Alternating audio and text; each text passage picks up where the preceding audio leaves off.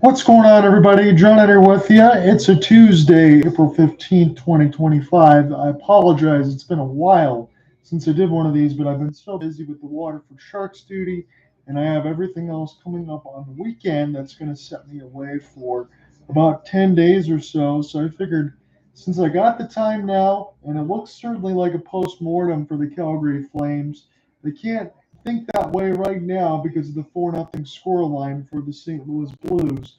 They got to go out and handle their business if they want to try to get in the postseason. So for the Vegas Golden Knights, the one seed is potentially on the line, but if they win today, they should be able to lock that up. 49-22-9. Head coached by Bruce Cassidy. It's Brett Howden, Ivan Barbashev, Pavel Dorofeev, Braden McNabb, Shea Theodore, Tomas Hertl, Brandon Stott, Alexander Holtz, Ben Hunt, and Zach Whitecloud, William Karlsson, Riley Smith, Keegan Kolsar, Nick Wall, Tanner Pearson, Jonas Ronberg with Nick Hague, and Caden Korchak. For the Calgary Flames, head coached by Ryan Huska, it sounds like this. Nazem Kadri, Jonathan Huberdeau, Adam Klapka, Joel Hanlon, Mackenzie Weegar, Michael Backlund, Blake Coleman, Matthew Coronado with Kevin Ball and Rasmus Anderson, Morgan Frost, Igor Sharankovich, Bernie Pospisil, Kevin Rooney, Ryan Lomberg, Joel Farabee, Jake Bean and Braden Paul will be in the back end. Ilya Samsonov will be in the goal crease for Vegas. And for the Calgary Flames, looks like Dustin Wolf is going to be able to finish out the season. And this really all depends for the Calgary Flames right now what happens between the St. Louis Blues. Again, St. Louis Blues are in the driver's seat. They are demolishing the Utah Hockey Club 4-0 at the end of one. So that's going to make Mr. Ian Genji very happy, as it looks like the St. Louis Blues are going to clinch the final wild card spot in the West. I don't care about the last 3 games in which they've lost. They've made themselves from the stretch that they've had, where they've taken themselves into a playoff spot and then pretty much taken it themselves by the way that they played alongside Jim Montgomery. They're going to be dangerous, and it really doesn't matter who they play in between the Winnipeg Jets, or when you look at it for the Vegas Golden Knights, if that should end up holding as well. St. Louis should be able to make that at least a 6-game series, maybe even outright 7. With the way that my weekend is set up, I got to do some house sitting alongside with my cousin and his wife as they go to Japan. So I will not be able to do the pregame stuff as far as getting all of the Stanley Cup capsules together. My plan is to do another game on Thursday because I got to spend some time with the missus tomorrow. And then on Saturday, I should be covering a Stanley Cup playoffs game. I'm going to try to see what Alec Nava's schedule is. I mean, I could cover the Pistons for the first time in the postseason in forever against the Knicks. But if we do get a first-round matchup, let me see on the Saturday side because the schedule is not out yet. But if we're looking at the standings right now, 2-3 is going to be Dallas and Colorado in the Central. And if that game 1 ends up being on a Saturday, I want to cover that game. So that's probably where I'm going to lean. But as it is, this is going to be game 81 for the Calgary Flames. And it certainly looks like from the scoreline, as we've said, St. Louis Blues are going to be able to clinch a playoff spot. But let's just try to ride out with the boys because I'd spent so long with my extended family of the Waterford Sharks. I want to close this out with a second favorite in the Calgary Flames. I know I can't go against my home team, the Red Wings, but they didn't make it. And Calgary went farther along than the Red Wings did. So I know I got that message from Cooper Hopkins a little bit earlier today. He's busy alongside with Jen for the hockey documentary. I think that's going to be on Hulu. I'm looking forward to that. But, he's going to be following along. And hopefully if he gets a chance to listen in late, we can maybe talk about that in the third period if he does happen to hop on. So we're going to get to the rest of the anthems and get set to get joined in.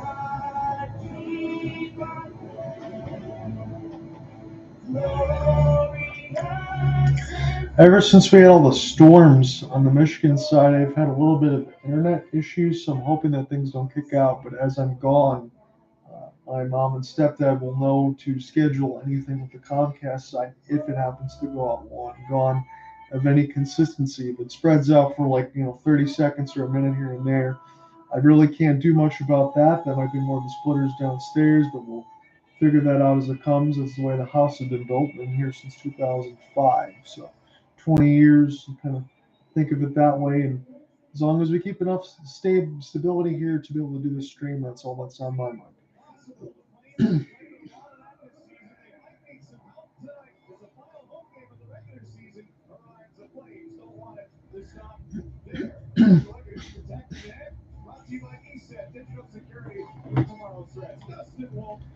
It is the final home game for the Calgary Flames. Dustin Wolf, 4-1-2 in the last seven. His eighth straight start, 2-2-2-6 goals against, 916 save percentage. He's opposed by Ilya Samsonov, 16-9-3, 278, 892, and two shutouts. So that save percentage not very good, but the goals against is decent. Kind of wonder how that works. Hasn't faced a lot of shots, and that's why that save percentage hasn't worked out. When I looked at some of the other numbers, again, it's been a while since I've been able to join in really this broadcast, but Rasmus Anderson's plus minus is absolutely hideous. And that is going to have to change, especially if they figure out what they want to do with him next season. So we'll sit back and enjoy this one. Everything else might already be decided as far as playoff positioning, but the Calgary Flames want to end the season off on a strong note. As William Karlsson power move right to the net, and Dustin Wolf already off the backhand forehand slides over to the left post and makes a save on a breakaway against Wild Bill. So that's an auspicious start there for the Calgary Flames.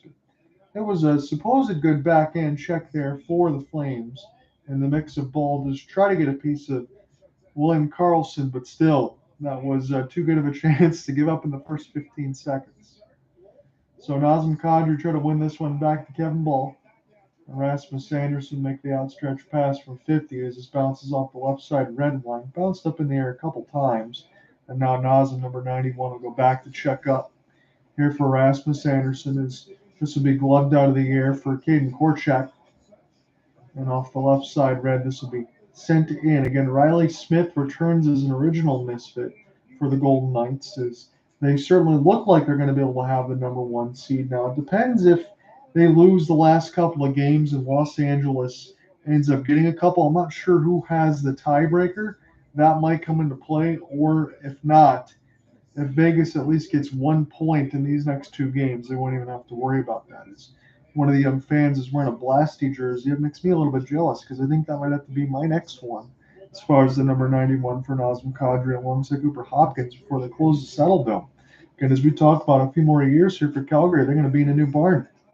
Kenzie Weegar, as this one will hit off the kick plate. Michael Backlund, that's a good pass from Jonathan Huberdeau. It's Coronado able to stay on side, but it's 4-on-2. And off the circle that's around the end boards, Joel Hanley. Now off the press and turn, it's Matthew Coronado. He gets all bodied up by the Vegas defense as Blake Coleman try to chip this in across the left side blue line. Spin and turn now for Ben Hutton as this one gets sent back down, and it's a hybrid ice against the Golden Knights as Bruce Cassidy gets set to look on here. One of the very best coaches that we have in the NHL, and again, as mentioned, from his tenure with the Boston Bruins, what was he unemployed for all of about 2 weeks?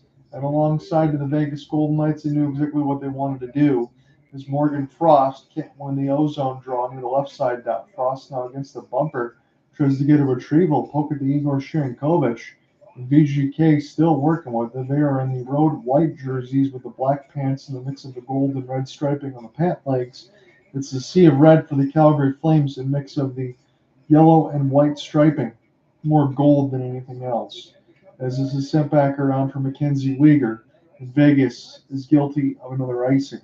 Just one shot on goal so far. We're really just getting underway. First 2 minutes essentially have expired. I do have some news that I want to share as far as an ESPN headline, and I might selfishly plug the Waterford Sharks at the end of the first intermission as my season has expired with them. And then I will take you across to the NHL landscape as far as clinching scenarios. We'll take a look at more of those with some MLB scores as well, because I know the Tigers are in action. Interested to see what happens with them. New Jersey and Boston, it's a 4-3 game at the end of two. Devils up by one. They're the 3 seed in the Metro. Spin back around now for Adam Klapka. I'll leave here for Nazem Kadri. Kadri. Here's a centering pass back up from the point. Jake Bean, one more extra. As this is Samsonov with a left pad save, picked up at the point by Bean. This gets deflected. Klapka now tries to find it. Nazem will have this one bounce off a back skate of one of the Golden Knights. And this will be a long flip down the ice. Be settled back down now for Pahal, who's had a pretty decent season, all things considered, off the pickup. So I know Craig Conroy's got to be happy with that. And Ryan Huska, even if the Flames don't make the postseason, I think they have to be happy considering the way that the season has gone. They really battled, and they found their number one netminder in Dustin Wolf. And this is still in a team that's in more of a rebuild than a retool. Again, you have Jonathan Huberdeau, Nazem Kadri, Mackenzie Weegar, some of those big pieces left over from the previous regime. And they're going to be here for a while, but I think the Flames, with Zane Parak and some of the other prospects that they have, are in a good standing. Ryan Lamborghini make this pass across, got Frost with them, but there's a pin by Ben Hutton that takes it away from Marty Pospisil. I think offside is going to be the call with 16:45.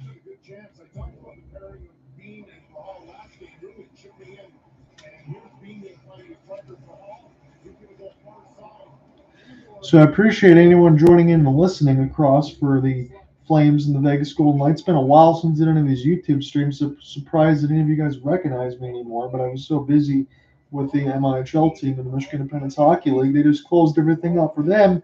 Had several trips to Muskegon. Now I get a chance back to go ahead and do this on the regular. This is off the back skates for the Flames as Marty Pospisil will get the retrieval in the left side red line. He's a big body to get around Howden. Here's a chance short side in front of the net, but VGK will clean it up. Settle this one now for Tomas Hertl. Picked up now for Hanley. Hanley now in off the end boards. And Igor Sharangovich. Good sauce pass out of the air. Got Frost with him right up the gut. As this will go to Samsonov. Now Sharangovich settle this out in the high slot. Marty Pospisil will give this one back. There's a slap shot from Mackenzie Weegar, more of a pinball than anything else. Sharangovich off the side of the bar. Does not go in. Alexander Holtz was waiting on the backhand line as one of the Vegas Golden Knights loses their stick. Flames still with puck possession beautifully here. Weegar throws it right on, and this will be held in the breadbasket by Samsonov. That was the best shift of the game there for the Calgary Flames, and that was some stick handling through a mall phone booth. Excellent work there for Marty Pospisil, Weegar, and Kevin Ball. That got that one all started. It was a shot from the right side of the post that was then tipped, and then when picked up by Sharangovich, he gets on his forehand. He's turning toward the left dot, and he hits the top of the left crossbar. Shots are 3-1. Sharangovich, 2 goals, game winner, 4 shots Sunday against the Sharks. You want to see Igor get back on track for next season in a snazzy glove save for Wolf. He did that at 1,000 miles an hour. That one was from Wild Bill. As we get another stoppage at 15:33. It never ceased to make me laugh when you see Post Malone on Dustin Wolf's mask, but he must be a gigantic fan, or he must know him quite well. But that is a great mask design for Dustin Wolf nonetheless. It is a full sea of red. Again, it is their final home game of the season. And no matter what happens, as we mentioned, I think the Flames have a lot to feel good about. Again, in the draft, you could talk about getting a better pick if they were worse, but you do want to see them compete hard. I think Ryan Huska has had that set up. Coleman, his shot goes woefully wide. It's Backlund centering out in front. And this will go back and around the end boards here for Kevin Ball. St. Louis again starting the second. They're still up 4-0 on Utah, and they can really sleepwalk to a playoff spot. They did lose their last 3. It came down to game 82 for them to clinch, but it certainly feels like they're going to do so. It's all dependent on what the Flames do, though, because if they don't win this game, then St. Louis lost anyway. It would be over. Alec is covering Tampa and Florida. The Bolts got a 4-1 lead over the Cats, and they're going to play again this weekend, but that one's going to be an anomaly, not in Sunrise, as this one goes to the players' bench.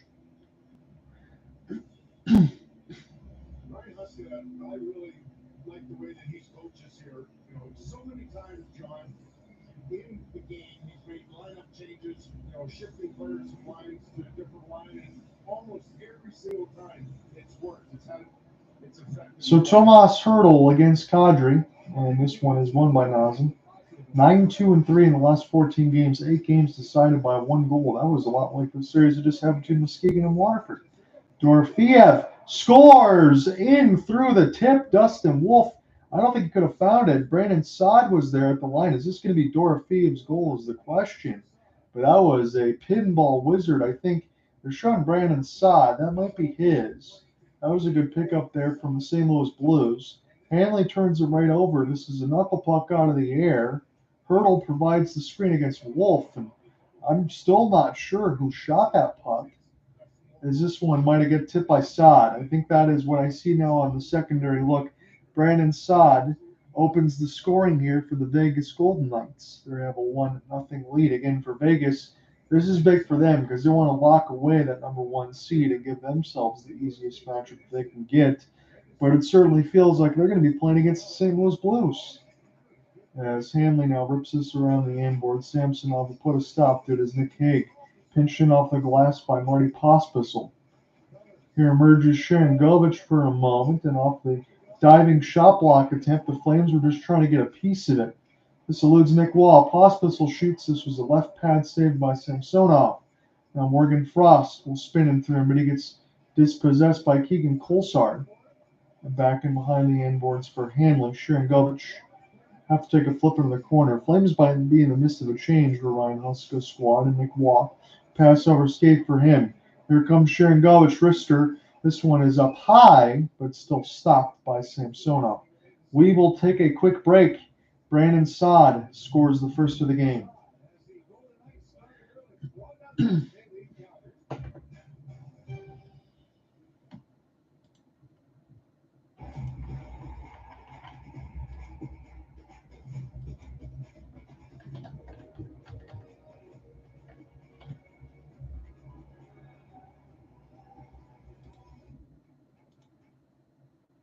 Your record label is taking off, but so is your sound engineer.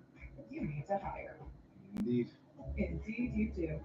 Our advanced matching helps find talented candidates so you can connect with them fast. Visit Indeed.com/hire. This is a hot flash. This is a hot flash. But this is a not flash. Bioza, the #1 prescribed hormone-free treatment approved for moderate to severe vasomotor symptoms due to menopause. With hormone-free Bioza, you can have fewer hot flashes and more not flashes. Bioza reduces the number and severity of hot flashes day and night. Bioza can cause serious side effects, including liver problems. Your doctor will do blood tests before and during treatment. Stop Bioza and call your doctor if you have symptoms of liver problems, such as feeling more tired than usual, decreased appetite, nausea, vomiting, itching, yelling of the eyes or skin, pale stool, dark urine, or stomach pain. Don't use Bioza if you have cirrhosis, severe kidney problems, kidney failure, or take SIP1A2 inhibitors. Ask your doctor about hormone-free Bioza. You can save on Bioza. Visit saveonbioza.com to learn more.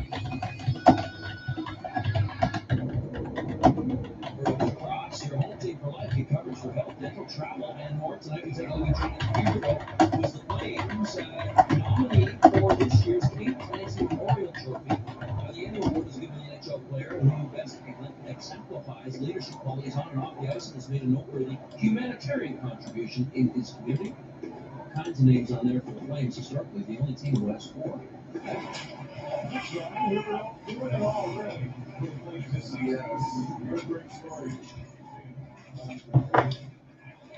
So we'll check back in with you about 13:35 left to go on the first runner with you on a solo call as we're checking out the Vegas Golden Knights and the Calgary Flames in Game 81. Brandon Saad got a blade on it from a shot from the point from Pavel Dorofeev, and that's how Vegas has opened the scoring.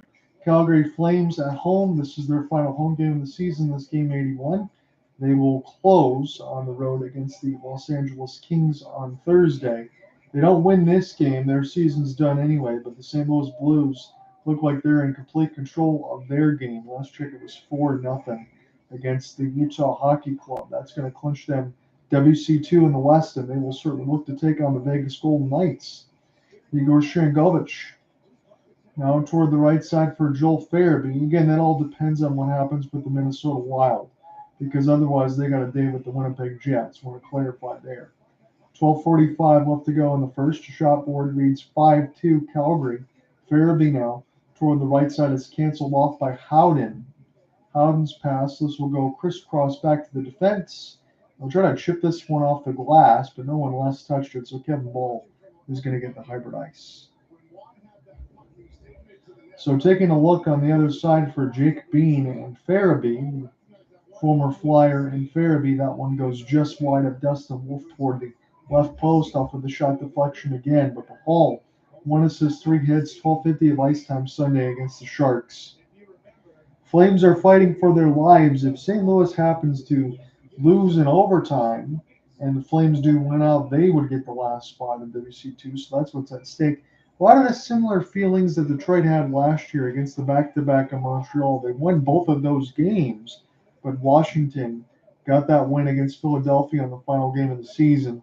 They clinched and got in. Yeah, they got smoked by the Rangers, but that's not the same way now because they just got in last year. Now they're the number 1 seed in the Metro. Huberdeau off his pass. This is to be collected by Ball. Finds Kadri to the left wing.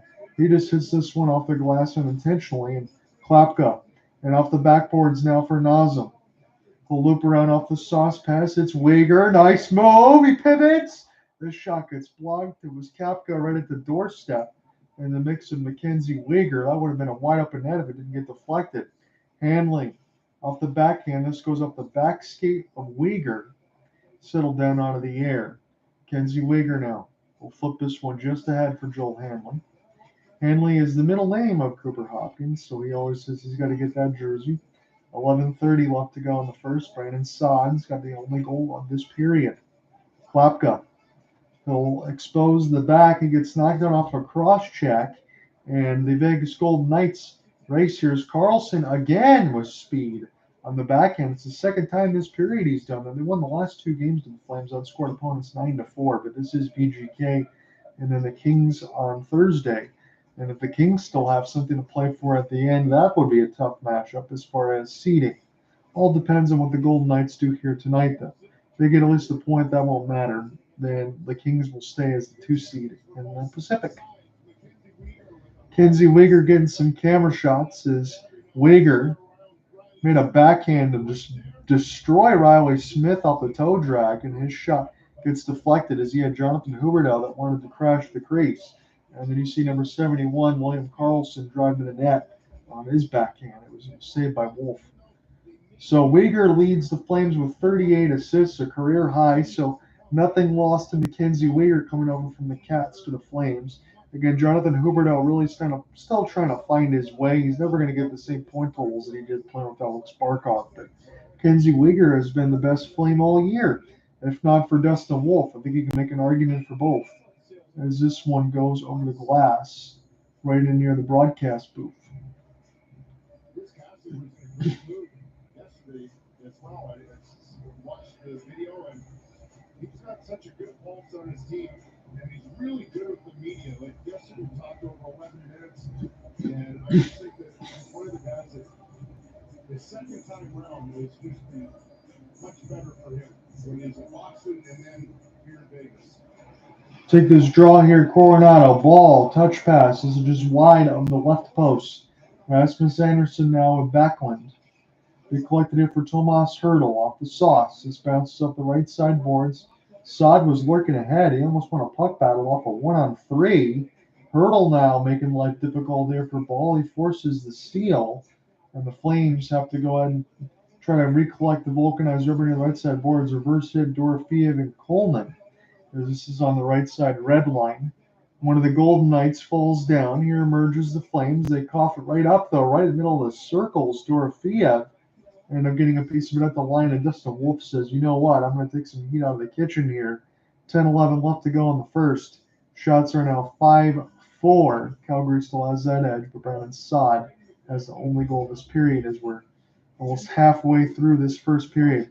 My name is John Ott. The reason why I have to introduce myself because it's been a while since I've been here on this X space. Been so busy with the Sharks that I've been able to do all the definitive calls from home as I usually would have. Now, if we do have any situations where there are some playoff clinching scenarios on Thursday, I will be back to do another call then. But if not, I will leave it for Saturday. If Saturday is indeed the start time for the Avalanche and the Stars, that will be what I cover because we're going to have to talk about the rest of the week as far as playoffs. And even if Cooper sends me a text, I'll have to hopefully explain to him positively that I'll be in lockdown for about 10 days. We'll take a break. It is 1-0 Vegas, 9:55 in the first. Money service connects every corner of your business so people can do all their work on one platform. No more mindless swivel sharing between platforms. Or swivel sharing between apps. No more swivel sharing. I don't feel so good. What's he doing there again? Most of that kind of stuff. We push me back, you know.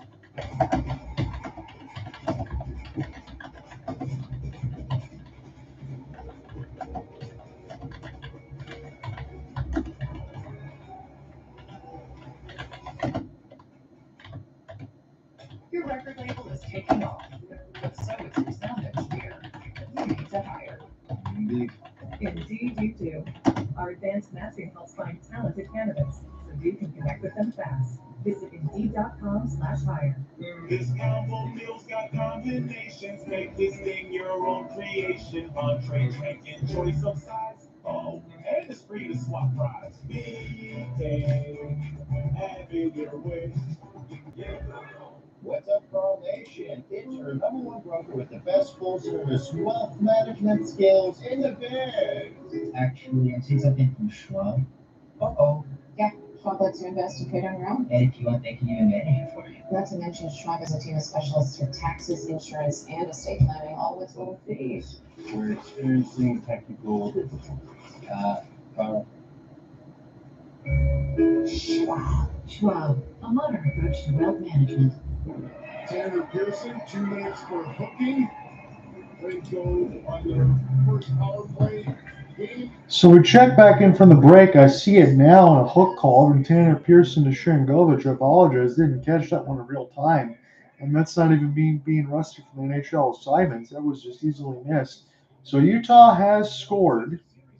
That is a 1-4-1 game now. When I look at the side for Minnesota, I just want to take a look at this quick standings update. So for the Minnesota Wild, they have 95 points. I mean, I guess I suppose, depending on what happens with the Minnesota Wild, that the Flames could catch them. So I shouldn't mark this as completely dead yet either, but I think that's more of a long shot. The Flames score right off the tip. It's a power play that they get immediately, and that is going to be good work for Calgary. They're absolutely going to take that. Morgan Frost ties this game at 9:49. I'm going to take another look at that in a moment.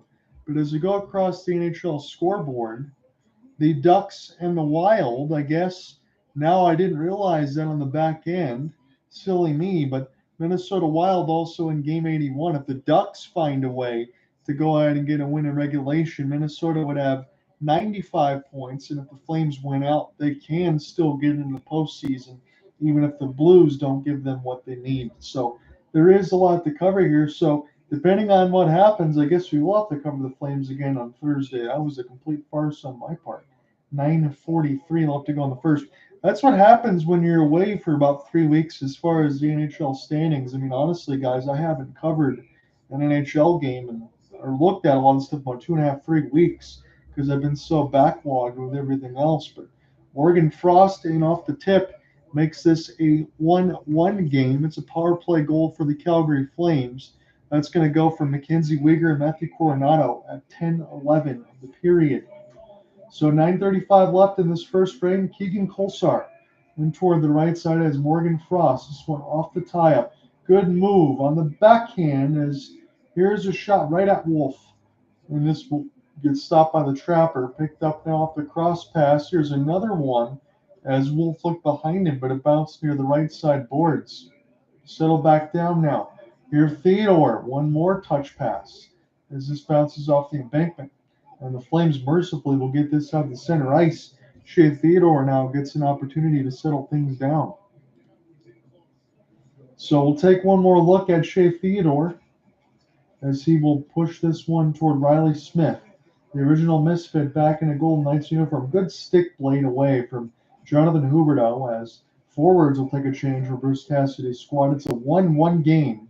Morgan Frost has just tied it on the power play and toward the left side red line. Dustin Wolf will slow this one down here for Kevin Ball. His pass does not find Huberdeau, but Huberdeau doesn't give up on the play. Second after gets the chip. Nazem Kadri intentionally winding the backboards as that was a good finish of a hit. Huberdeau holds that line. Nazem Kadri, good skating as this bounces off some Vegas bodies out front for Ben Hutton. He gets cleaned up by Adam Klapka. That's who's on the top line right now with Huberdeau and Kadri. As it's Rasmus Anderson, Nazem Kadri toward the left side, red one. We'll send this one in for Blake Coleman, try to get a puck retrieval. This bounces off his left skate. Hanley now, try to hold the wall. Brandon Saad will poke it away from him, and a hurdle will peel back in his own end. Shots are 6-4, 7:50 left to go in the first as the Vegas Golden Knights with the road whites will try to go left to right for the rest of this period, try to break up from 200 feet. Hanley now will put a stop to that, but this is dispossessed by the Flames at the red line. Hurdle now just holds the blue off that cross pass, and this will be recollected here for Calgary. Look to start right to left for them, but this is intercepted in the D zone for Vegas, the left side blue line. Hurdle now will chip it in. Picked up now from Mackenzie Wigger, and he'll back pass to Hanley. And look to start again. Here's Joel Farabee. Here's a bouncing puck. Lomberg try to get inside out positioning here on the backhand defense for Vegas. Lomberg lost his stick.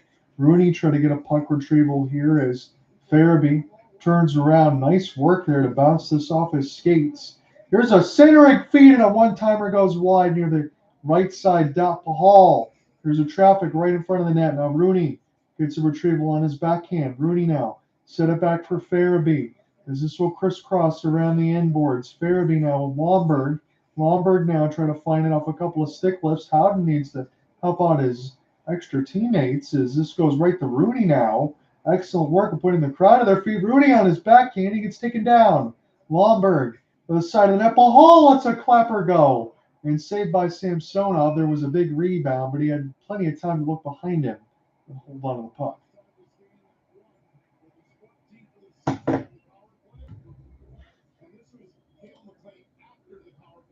They're going over a couple of little things that he did correctly on that power play, and here's that great pass by Weegar, and that shot that just most likely should not have gone in on Samsonov. He knows it, and he's just trying to find his way back that way. Like I said, this is the games. Well, so often we see Calgary lined up on that circle. Yeah, the outside, but Ross making use of that opportunity. So Morgan Frost, when I got the second look at his power play goal, was a one-timer from a severe angle that just bled through Samsonov. That was not a good one for him to give up. Here is Frost. He lost a little bit of a puck on a hook. That's not going to be called, though, as Marty Pospisil now take this one D to D.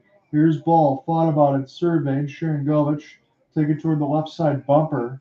As this one will be stolen by Vegas. They're quickly trying to push the other way. Ball stepped up for a moment to try to steal the puck, and Rasmus Anderson used the outstretch to safely secure the vulcanized rubber.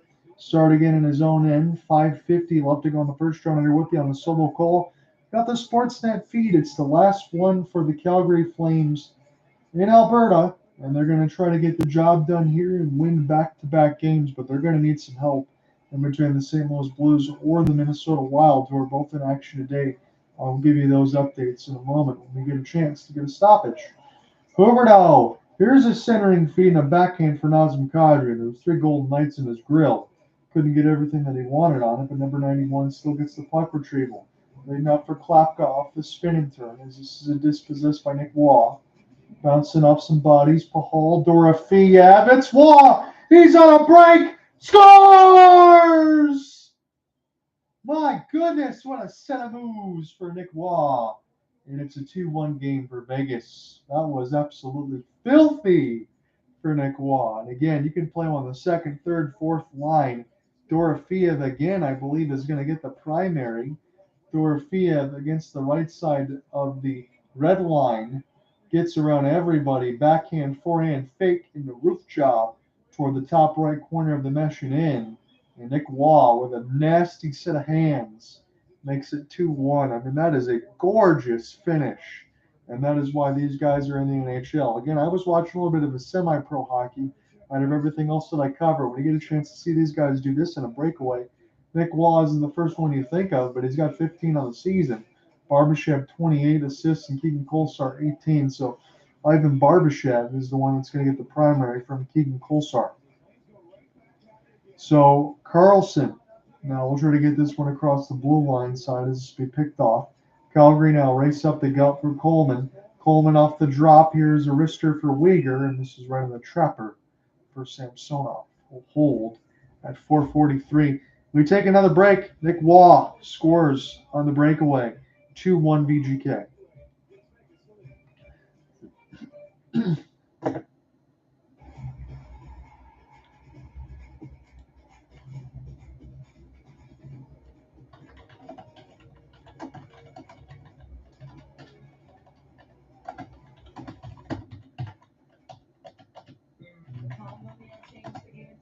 With so many options that play my way, I winning big times and it's great as walk on it.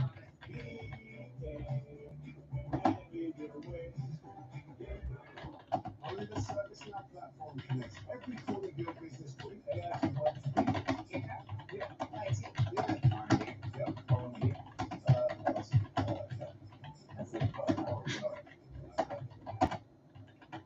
Your record label is taking off, but so is your sound engineer. You need to hire. Indeed. Indeed, you do. Our advanced matching helps find talented candidates, so you can connect with them fast. Visit Indeed.com/hire. Believe me, when it comes So we'll take a look at the latest goal. It's Nick Waugh Is it? That's Schwab. How I choose to invest is up to me. exactly. I can invest in trade line. Yes. from Barbashev and Kolesar at 14:52. I'll get up there. Where are you going? Schwab. Schwab, a modern approach to wealth management. Fire to the wall goal. Fans are blocked. Russia making good chances. For the Flames, it's Morgan Frost.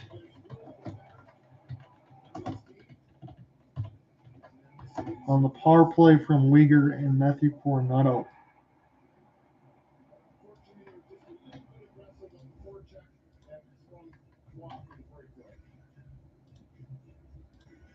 Face off to the left to Samsonov.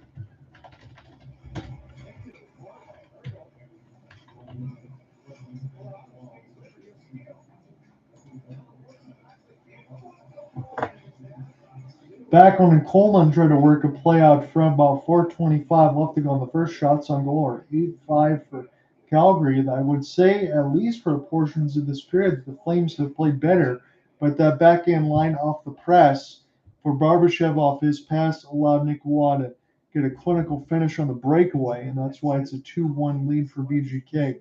Again, they have playoff positioning on the line. As far as seeding for VGK, they're already comfortably in, but they want to lock in the number one seed. And in this one now, again, I had to update myself as far as everything that's on the line. The Flames would need either some help from the Blues or the Minnesota Wild, but they got to be able to take care of their own business first before they can even think about getting to Thursday. Here's a stop in the back of the net by Samsonov, and this will be picked off here for Nick Waugh. Start one more time as this is Saad on his backhand. He opened the scoring off the tip from Dorofeev. And Blake Coleman, rolling puck. And across the flaming sea is Coronado. Fell down and tried to make a play. And this will be intercepted by the Ninja Hurdle. He'll go ahead and take his change. Start this one more time for Braden McNabb. So 3:40 left to go here in this first drum. And with you on the solo call, we got the Sportsnet feed. It is a 2-1 lead for Vegas. As this pass from Ball gets deflected, look out over here. Got to step up here against Alexander Holtz, the former Devil. Here's a wrister. Good save. Wolf toward the left post. Was on a wrister there from in tight from Brett Howden. 3:28 left. Good speed right here by Holtz, and he's going to spot Howden just to the right of Dusty Wolf, and notice how Dusty Wolf pushed out about 2 feet, taking away a little bit of that room that Howden thought he may have had. Wolf's last game, it was 20 out of 30 Sunday against the Sharks. Thank you to Sportsnet for that. It's an all-important O-zone draw here for Vegas. Calgary really can't afford to go down another goal. I know there's still 40 more minutes at least left to go here as we're just getting set to end the first, but you don't want to go down against Vegas multiple times, even with them resting some players. They're still very dangerous. So start this one again for Caden Korchak. Bounces off his stick. Picked up now for ball as Lombard was getting hit toward the right side of the boards and settled back down now for Korchak. Alexander Holtz now back here for Kevin Ball. Ball on his backhand. He's really dangerous and behind his own net now. I don't want to make a mistake for Brett Howden, who ends up getting the theft. Now to the right side red line at the point. Korchak, here's a double deflection. This one saved by Wolf. I don't even know how he saw it. Again, for Dustin Wolf, he's not quite 6 feet, not the tallest netminder, but he does have some heck of verticals and left to right movement. He's got a lot of speed, and he's able to make saves. A lot of goaltenders don't, considering he's just a rookie.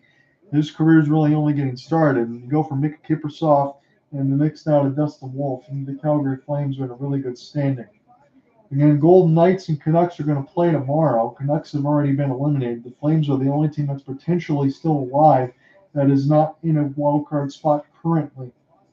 As Marty Pospisil now for Morgan Frost. This bounces near the right bumper, and here's a touch pass from VGK, be able to get it out of the zone. Calgary now will settle back now for Hanley. Hanley safely gained the red line, flip it in towards Samsonov, stop it with a glove, and it was not a good rebound control there, as Morgan Frost could have made things a lot more difficult if not for the pushing and shoving from VGK to keep it clean. So not very good look there off the rebound control for Ilya, but still the crisis has been averted.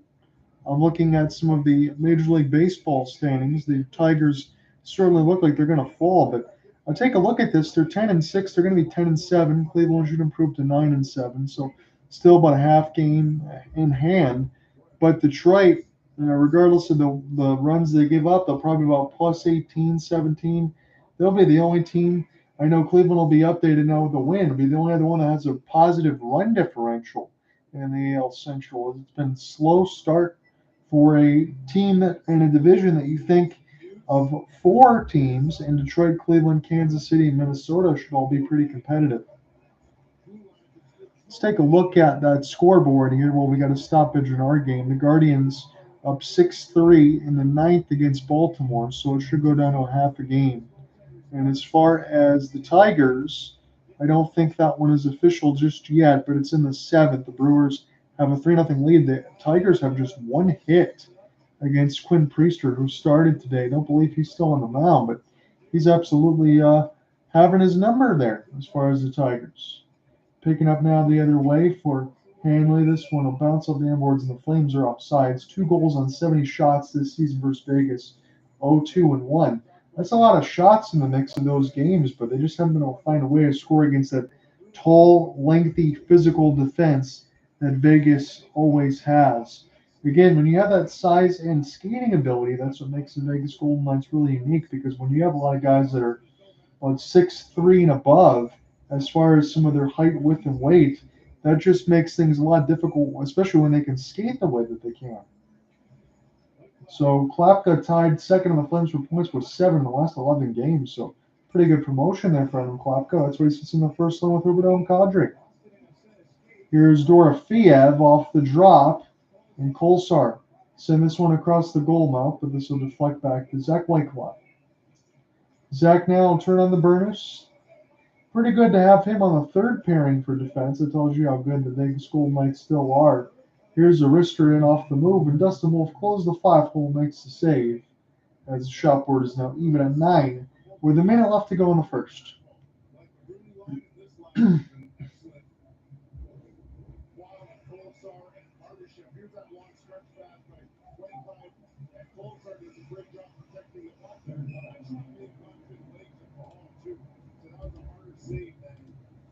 Originally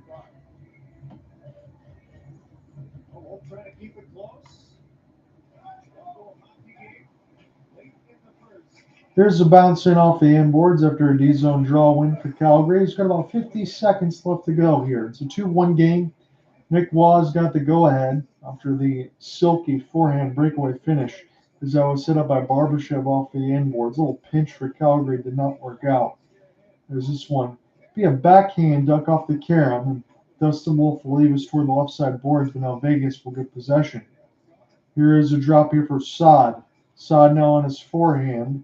He will send a pass across, and what a beautiful no-look feed. It's Tomas Hertl wide open on the backhand doorstep. That's another minus for Rasmus Anderson. He's been used to that. 3-1 Vegas. That is a brutal goal to give up at the end of the first, but Brandon Saad, full marks to him with a gorgeous feed. I'm not even sure how he saw it. So let's take another look the other way. Rasmus Anderson loses the puck battle toward the right side red line. Saad has his head up a whole way. And I think that Rasmus Anderson, as I see this pass from Saad, it was Hertl that got the shot off before Anderson was right there. And it was Dorofeev that was getting in front and providing the screen against Anderson, which cut off the angle. And then Hertl was wide open to shoot. He's got his 32nd of the season at 1936 from Saad and Haig. So it's a gigantic goal for the Vegas Golden Knights as it's 10 seconds left to go in the first. Here's a chip. Now Howden as he goes off sides. It'll be at 5 seconds left. There's plenty still to play for. Oh, it's nice to try Lomberg and Sharangovich. He's always trying to lift everybody up. Ryan Lomberg. With Eric Francis for a start, so more on the goings on outside of the Saddledome. As Calgary battle back in the first, but Vegas streaks ahead with a pair to make it 3-1. All right, so for Ryan Huston and the coaching staff, make sure that the guys are ready for the second period and not feeling sorry for themselves after a really good run. So at the end of one, officially now for the 5 seconds in the draw, nothing happened there. I was just typing up the last goal for Hertl. 1936, his 32nd of the year from Saad, his 17th apple since joining Vegas, and Nick Hague on his 7th. At 1936, it gives Vegas a 3-1 lead at the end of one. Let me take a look and close the official recorder after this as we look at the NHL scoreboard. And it looks like the Calgary Flames are going to need some help because the St. Louis Blues, they are deep into the second period. They still have a 4-1 lead on Utah. And the Ducks and Wild are tied at 1 at the end of 2. Your live look before we close the recorder of the NHL standings. The Minnesota Wild have 95 points. If the Ducks win in regulation, the Calgary Flames would still have to win the last 2 games and win out. If the St. Louis Blues win today, they are in. If the Minnesota Wild win today, they are in. And the Calgary Flames would be eliminated. So that's what's at stake. We'll get a closer look at that after we finish the second, but that is your look after the first. Indeed you do. Our advanced matching helps find talented candidates so you can connect with them fast. Visit Indeed.com/hire. The Stanley Cup Playoffs Bracket Challenge is back. Face off against family and friends. You can play the ultimate prize. Sign up today for a chance to win exclusive prizes at NHL.com/bracket. How many are changed to be PK? With so many options to play my way. Compromise, winning game time to the trade swap prize.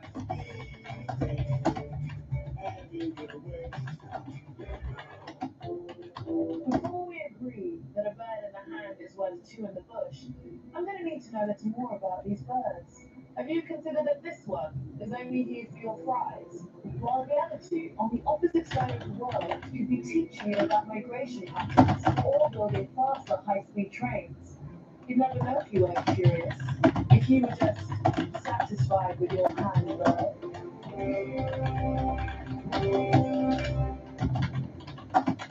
When choosing the right gear to cut, trim, or mow your yard, Ace has all the power you need to get the job done right. Because gas or battery, your local Ace is the destination. best power brands all under one roof, like Steel, Ego, Milwaukee, and Toro. And with free assembly and delivery or ready for pickup in 15 minutes. Conquering your outdoor projects has never been easier.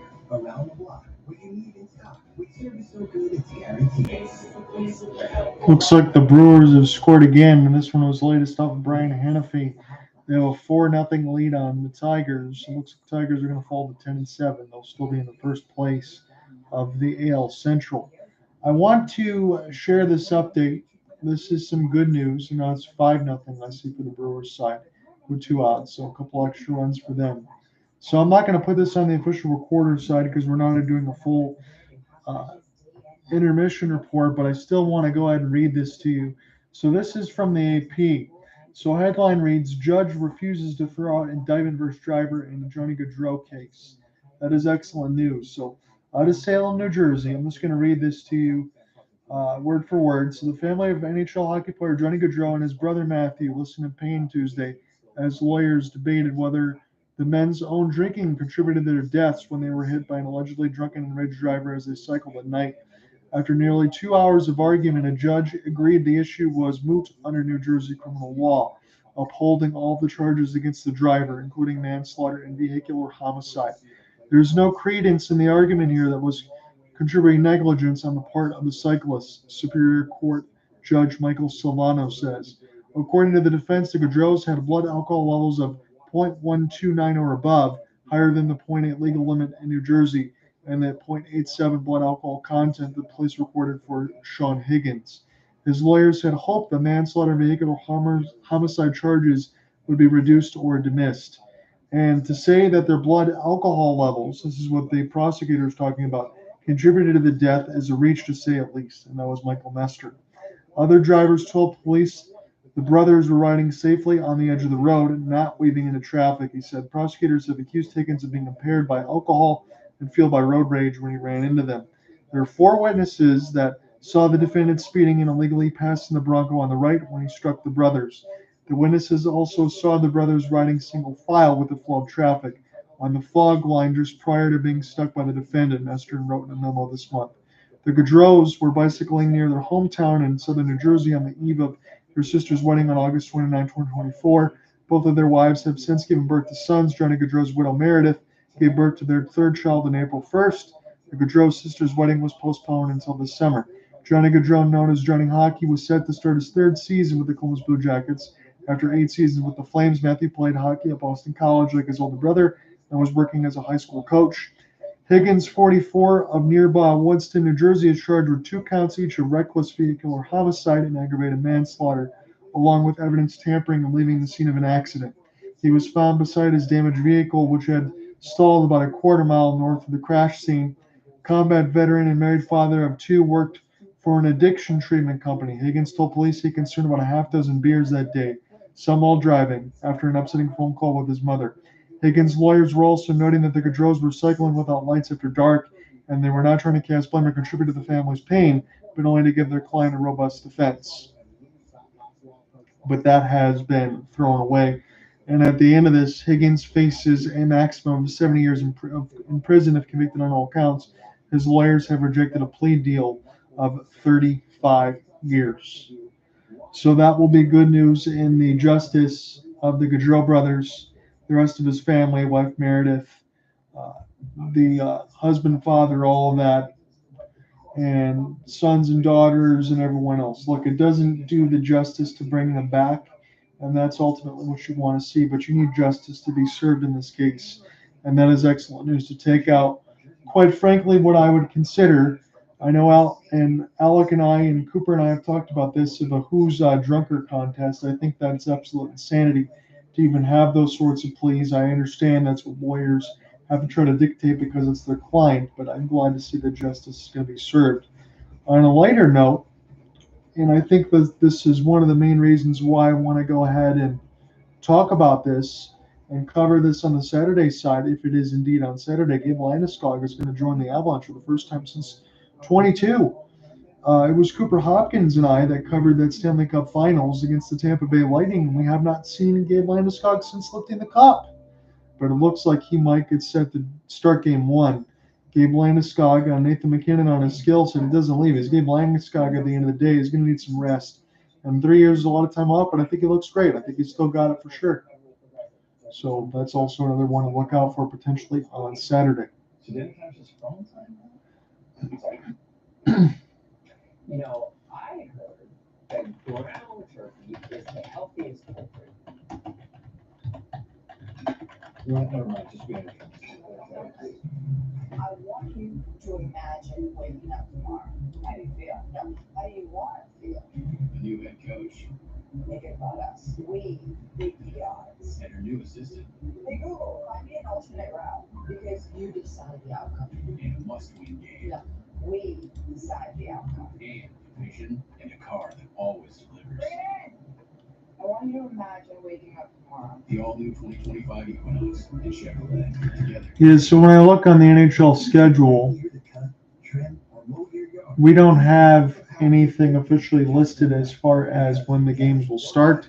So I can't tell you for certain what I'm going to cover on Saturday unless it is going to be the Avalanche in Dallas that officially will play. That is where I will give you my word, because on Sunday that's going to start the house sitting for my cousin and his wife as they go to Japan. I'm going to be pretty much off the grid for about 10 days, so I'm not going to be able to cover anything in perpetuity, at least for a little bit.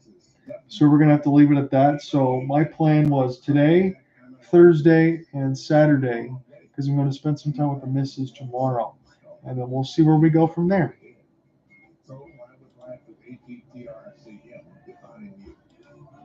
You have the power of choice. The truth is an automatic. Just for me, I want to go ahead and lay this out as well. I know there are some people that are listening in on the YouTube side.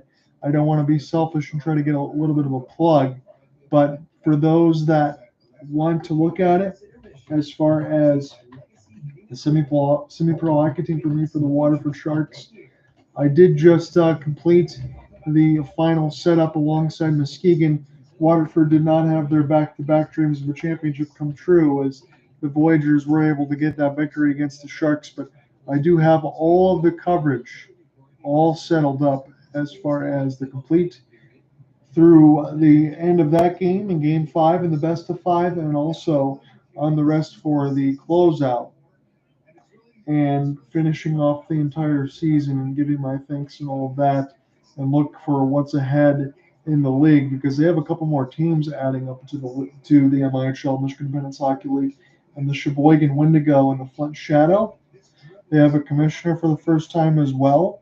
So those things should be a lot of fun to be able to call and dictate, and I'm looking forward to that. That's going to likely start again in October, but we will talk about that more when it's all set. But that's all up on the Hopeless Sports Guy at John Reinott, everything else across. Alec got finished with his game. I don't want to make him pull double duty, but I would like to say hello. It's been a while. Look, everybody in the audience knows what the scores are at all times. It's not exciting news what's happening. The St. Louis game's pretty much over. There's still hope with the Minnesota game 1-1 going into the third, but people here know that, so the air's kind of been taken out of the dome. Not a lot of energy in the building, but the team I also think. Alec, how are you doing? All good. That looked to be a wild one. Well, it didn't look that way, but by the looks of it, this is the exact matchup we're going to get in the first round. It's just been confirmed. Lightning and Panthers, first round. Again, fourth time in 5 years these two go up against one another in the postseason. And I know these two really hate each other. And given the way that they went up on several scrums, we even got some gloves dropped. That sounds to be exciting, but I know the Panthers, they rested some of their players because they have nothing left to play for. The first seed's already locked up in the Atlantic by them. Tampa, they were waiting on the Toronto game to determine their fate. They are going to be the second seed in the Atlantic, and Toronto, first seed in the Atlantic, they're facing Ottawa in the first round. So two battles in provincial in-state rivalries. How's about this? Yeah, that's pretty cool. Now we're going to try to see if the Montreal Canadiens can end up getting their lock in. Again, you set all the scenarios up beautifully alongside of the East. I know you had a lot of fun with that game. I'm just happy to hear your voice because it's been a while for me to be back on these official calls. And we'll figure out what happens. But I was surprised on the original 6 side And between New York, Chicago, and the Red Wings, all the US-based teams on the original six in Boston have all missed the playoffs for the first time ever. And not to mention that this is the first time that we won't see the Bruins, Rangers, and even though this is not an original six team, the Penguins in the playoffs. The first time that we're not seeing this, but it's amazing about how all the U.S.-based original six teams have missed the playoffs. This is something you don't see often in a long time. We don't know if any of these teams are going to be back anytime soon. The Bruins admitted that they're going to be in a rebuilding phase. The Rangers, I don't know what their plan is. The Blackhawks are obviously rebuilding. And for the Red Wings, I may want to give it one more year of Steve Yzerman's window if he were to build a playoff-intended team. You want to give more 5-on-5 guys because there's a lot of guys that can score on the power play. Plus, you want to emphasize defensively because you want to build up that defensive core to how it's supposed to be on the strength. There is a part of me that's thinking if Justin Hall is going to be used basically as a cap dump in a potential trade. I don't know what the plan is. Yeah, there's something to be said about that. I'm glad that you're laying out all these scenarios because honestly, Alec, I've been so tied up on the other end with the Waterford Sharks that just finished their season. I feel like I've missed about 3.5 weeks of actual action in the NHL. And regrettably, I'm going to have to, after Saturday into Easter, I have to do a family favor as my cousin and his wife go to Japan. So I have to house sit alongside some dogs and some fish, and I'm going to be away for another set of 10 days, which is going to put me throughout most of the first round. So I won't even be able to get to the Stanley Cup playoff capsules that I always get done. But with that being said, I will come back eventually, but I'm looking at Saturday. Are you free on Saturday? Yep, I am free.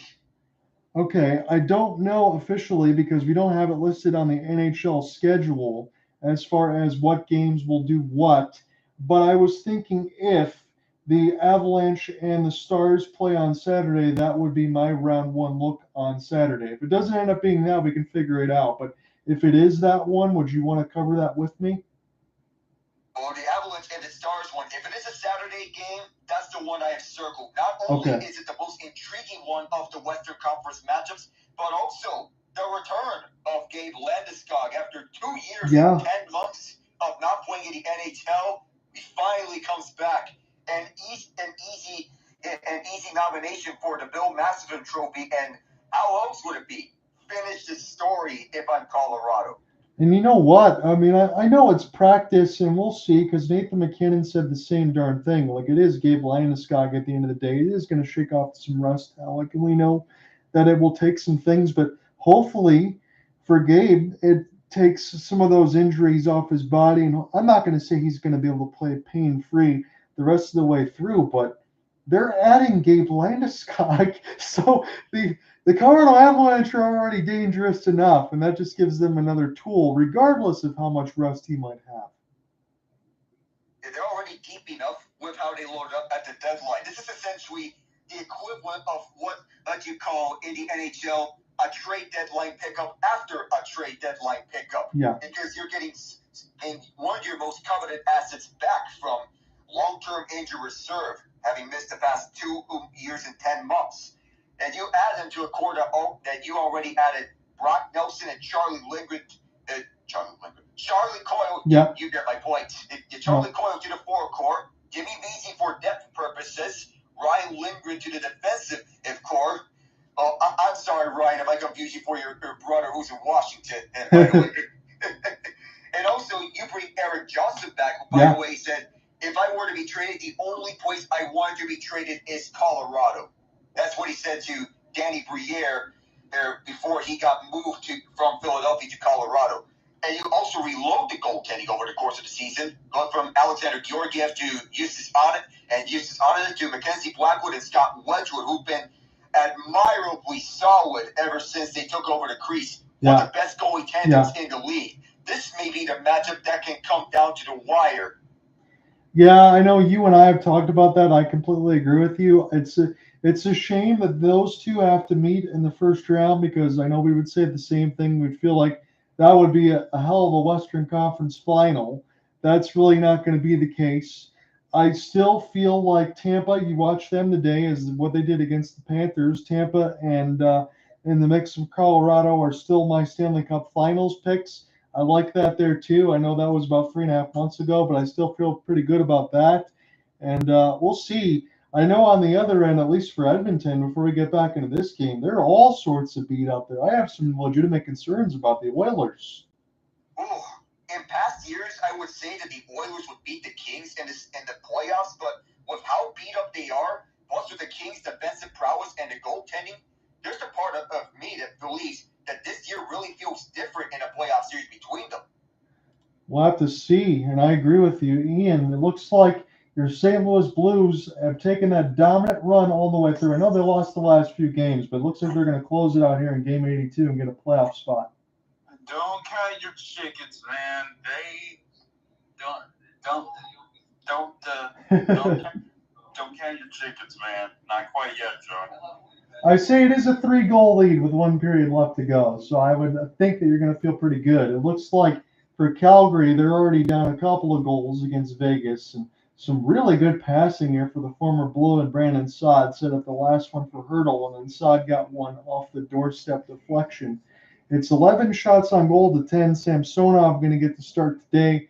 Dustin Wolf will finish this one out as a back check for Blake Coleman. Shea Theodore able to escape the danger. Now, depending on playoff scenarios, at least for Thursday, I know I told Alec a little bit, but depending on that, I will be back for Thursday, and I will be back for Saturday for a round 1 matchup before I get a house sit for some family members. So I'll be gone for about 10 more days. I just come back from the Sharks assignment, so it's really been a long time since I've been able to cover NHL. It's been about 3.5 weeks, so I'm still getting my feet underneath me as far as all the scenarios, so I will not have the capsules this year, but as soon as I do come back from everything that I got to get done in about 10 days, I will be back in the driver's seat alongside Alec and Cooper once we start covering postseason games. I want to get that preamble out of the way, but we'll get into this game here in Game 81. It's Sharon Govich now, and off the drop here for Theodore and toward the right side red line. This will be stopped by Wolf.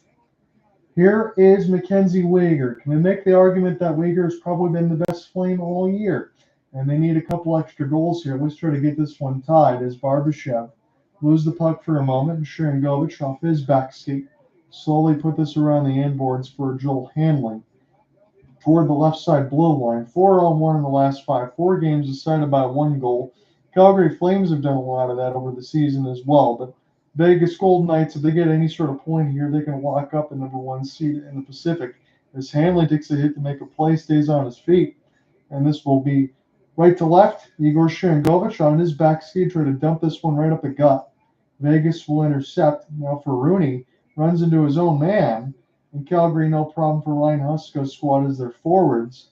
Ryan looks to break out tight. Rooney on the other opposite side of the wing as this bounces here. Hurdle has got some speed on the wrister. He just blows that one wide toward the right side of the boards. Calgary off a rolling puck. This is picked off by Vegas at the moment, right at the line. It eludes Lomberg. Minnesota and Anaheim tied at 1. So if St. Louis takes care of their business, the Flames would need Anaheim to win in regulation.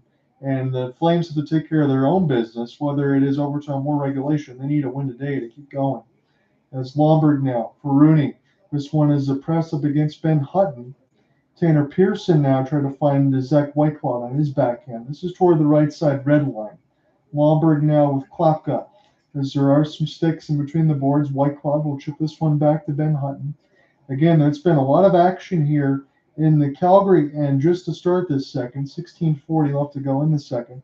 I'm going to take this call all the way because Alec just finished his assignment in between Tampa and Florida. Tampa was running roughshod on the Panthers. They're going to play again this weekend and open up their series. That one at Amelie. This one off the drop now for Huberdeau, but I got Alec and Ian with me.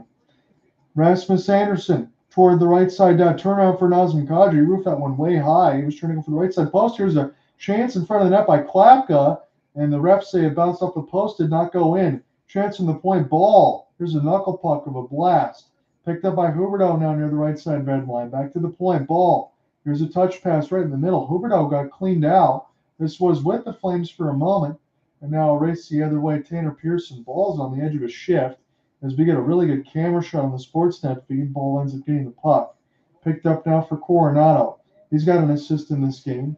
On his backhand, he's trying to get around some excellent defense. And the Golden Knights, he can't do so.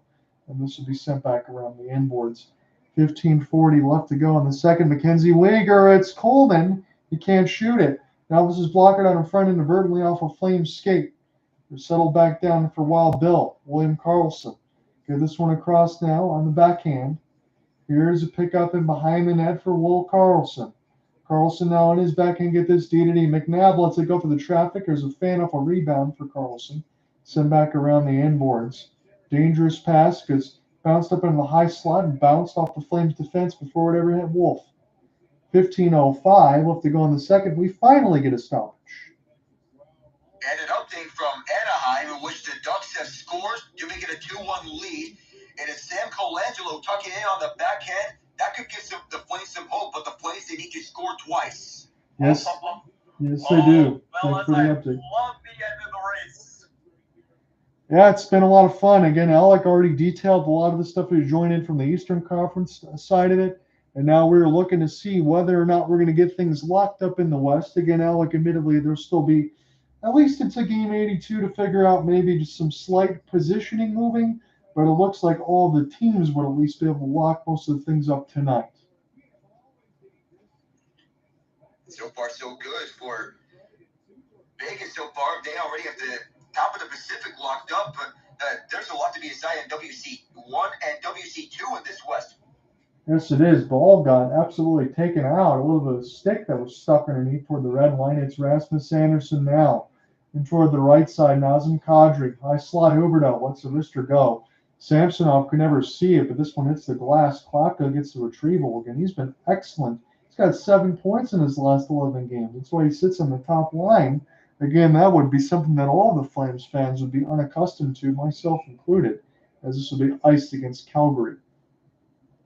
The other game, Lucas Dostal is standing on his head with 33 saves on 34 Minnesota shots and continues to do so. How about him shutting off Joel Eriksson's neck? And then we have a scuffle on that end of the ice as everyone on Minnesota is whacking at this puck like crazy. We'll take a look at that. If I get some other stoppages here, I'll join in that one in progress. I know Alec will give us updates, but I can at least say this, Alec, for Dostal. I think at least people now know what his name is, because you remember in the headlines early in the year, they said that unnamed Anaheim goalie. Put some respect on Lucas Dostal. 100%. Perhaps the new franchise goaltender for Anaheim. Yeah, no doubt about it. Braden McNabb takes the slapper. And toward the left side, red line now. So go cross ice. Theodore will send this back around for Ivan Barbashev. Jake Bean trying to get it out of the own zone. Marty Pospisil off the lift. Gets it right to McNabb. McWall's already got one. Touch pass, beautiful. And Dustin Wolf makes a save right in the middle of the slot. Settle back down now for Vegas, Calgary. McNabb really making life difficult. Send back around now for Bean. Vegas, excellent work with the puck possession. Here's a drop pass. McNabb can walk in and shoot if he wants to. Looks for the double deflection off a slap pass. And the Flames finally at least get this through neutral. Again, Alec and I can talk about it too. There's a lot of VGK that's resting here today, but they look awfully good. Here's a pass. What a stop by Wolf off McNabb. That was a save that he had to have. That was a pretty good one with the right pad. As Kevin Rooney now can look to get things started. Here's a drop pass back to the defense. Here's an outstretch now for Rooney. Hutton, middle inside out position is McNabb. Might have shoveled this over the glass. I'm not sure if it was last touched by the Flames, but I believe we're going to go ahead and take a TV timeout. Dustin Wolf has been outstanding at home this season with a save percentage. 922 home save percentage. That's something of note. Plus, and you add that into effect, that gets him tied for third in the NHL in terms of best goaltenders with the best home save percentage. That's something with the league's elite. You think about the names like Vasilevsky, Hellebuck, but for him to be at the top 3 category, that's respectable for him. Yeah, and again, I know it's the easy button here, but we're going to just punch it. As far as for Dustin Wolf, that's one of the main reasons why Calgary was even fighting for a playoff spot. Yeah, and at one point, they were the worst goal-scoring team in the NHL. Yeah. Well, not anymore. But it would have been crazy to think that the Flames had the least amount of goals scored and made the playoffs at the same time, because that doesn't happen. That only happens once in a blue moon. Yeah, and again, the Flames have been one of these teams that have kind of bounced up and down in between WC2 and all that, and Ian's going to know this better than anybody, but you remember that series in the middle of January? What was it, an Enterprise off the back-to-back? If the Flames would have at least split one of those games against St. Louis, they might not be fighting for their playoff lives today. Yeah, well, and the Blues were fortunate to take the back-to-back because Calgary was ahead of them at the time, Yes. I believe. The Blues had taken 5 of 6 points against the Calgary Flames in the 3 games that they played. They won all the stuff except for the OT side of it. So that's what happens. And again, for the Flames, a couple of years ago when they missed it as well, they lost one of the final games of the series and got knocked out. I know how the Pittsburgh got knocked out by the Blackhawks, but the Flames got swept by the Blackhawks. And one of the reasons why they lost the playoff and didn't make the playoffs a couple of years ago as well. So the margins are razor thin, and those are the things that we have to talk about. For the Flames, this is their final home game of the year. They will play the Los Angeles Kings on Thursday. If there's any sort of scenario which we can still maybe clinch on the other side for Calgary, I'll probably cover that on Thursday. Cooper's not going to be available because he's working on a hockey project with his wife. She's working on a documentary as the Golden Knights have iced it. But I'm going to go ahead and kind of lead that charge. And then on Saturday, I will join Alec for game 1 of playoff coverage. We're going to figure out what a Saturday is. Sunday, I can't do anything because of Easter and off the house sitting. But Thursday and Saturday, I will be back here in the driver's seat. I'm looking forward to working with Alec here. For a playoff side, I'm just happy that I get to join back in as the playoffs get started. Happy to have you back. And even if it's for one weekend, hearing your voice on the play-by-play, I always treasure that. I appreciate that, man. I had a long couple of games in alongside with Muskegon for the Waterford Sharks off the road trip. They lost the clincher in Game 5, so they did not get back-to-back championships, but it was fun to go out and cover them and finish that up in the year and then walk right into this, right into the end of the regular season. Wow, Nazem Kadri got smoked in front of the net. Oh, he got a beating right in front, fighting for the net front. That's a sweet spot on most occasions. And Nazem Kadri, I understand he given a little longer in his career, Alec, but he's one of those guys I really like watching. He can make a lot of things happen. Victor Olofsson now will spin around toward the right side boards and off the pin. Another good work there for Vegas. It's Carlson back at the point. Fake the shot. Here's McNabb. Walks in, claps it. And this one stopped by the left pad of Dustin Wolf. Settle back around now. Here's Nazem Kadri and off the spin. Adam Klapka will work. Picked up now for Weegar. Got to get around 2 Golden Knights. It's a great loft pass. Going to spring Klapka off a 3-on-2. Klapka on his backhand. Slowly put this around the right side red line. Use that big body for number 43. Olofsson now. We'll try to push it ahead for VGK as we're almost halfway through this one. Shotport is at 14 apiece, but Vegas has got all 3 of their goals, just like Calgary has their 1 in the first. It's been silent in the second. Rasmus Anderson, his plus-minus has not been silent. That's been awful this year. As Coronado off the windmill lost the puck, picked up the backhand by Haig, and sent back down for Rasmus Anderson. He was beat 30 seconds left to go by Tomas Hertl off the off-screen, which is a lift past Wolf. No chance for him to make the save as the puck eludes Dorofeev. This is running at the line and sent in by VGK. Again, they're one of these teams that still look dangerous, and whether or not the St. Louis Blues play them or the Winnipeg Jets, I still would think, at least I'm not saying this because Ian's in here, I think at least St. Louis is going to get to 6 games. I think they're going to be a tough out if they don't even win it outright. And they definitely could because they've been good in the back half of the year. As this is sent back around the inboards. Braden Pahal now off the drop, tried to leave here for Morgan Frost. Just keeps it in at the line. Frost, little dipsy doodle now to the left side. Not giving up on the play. Here's a wrister through the traffic. A block down in front of Vegas. And they'll just clearly send this one down the ice.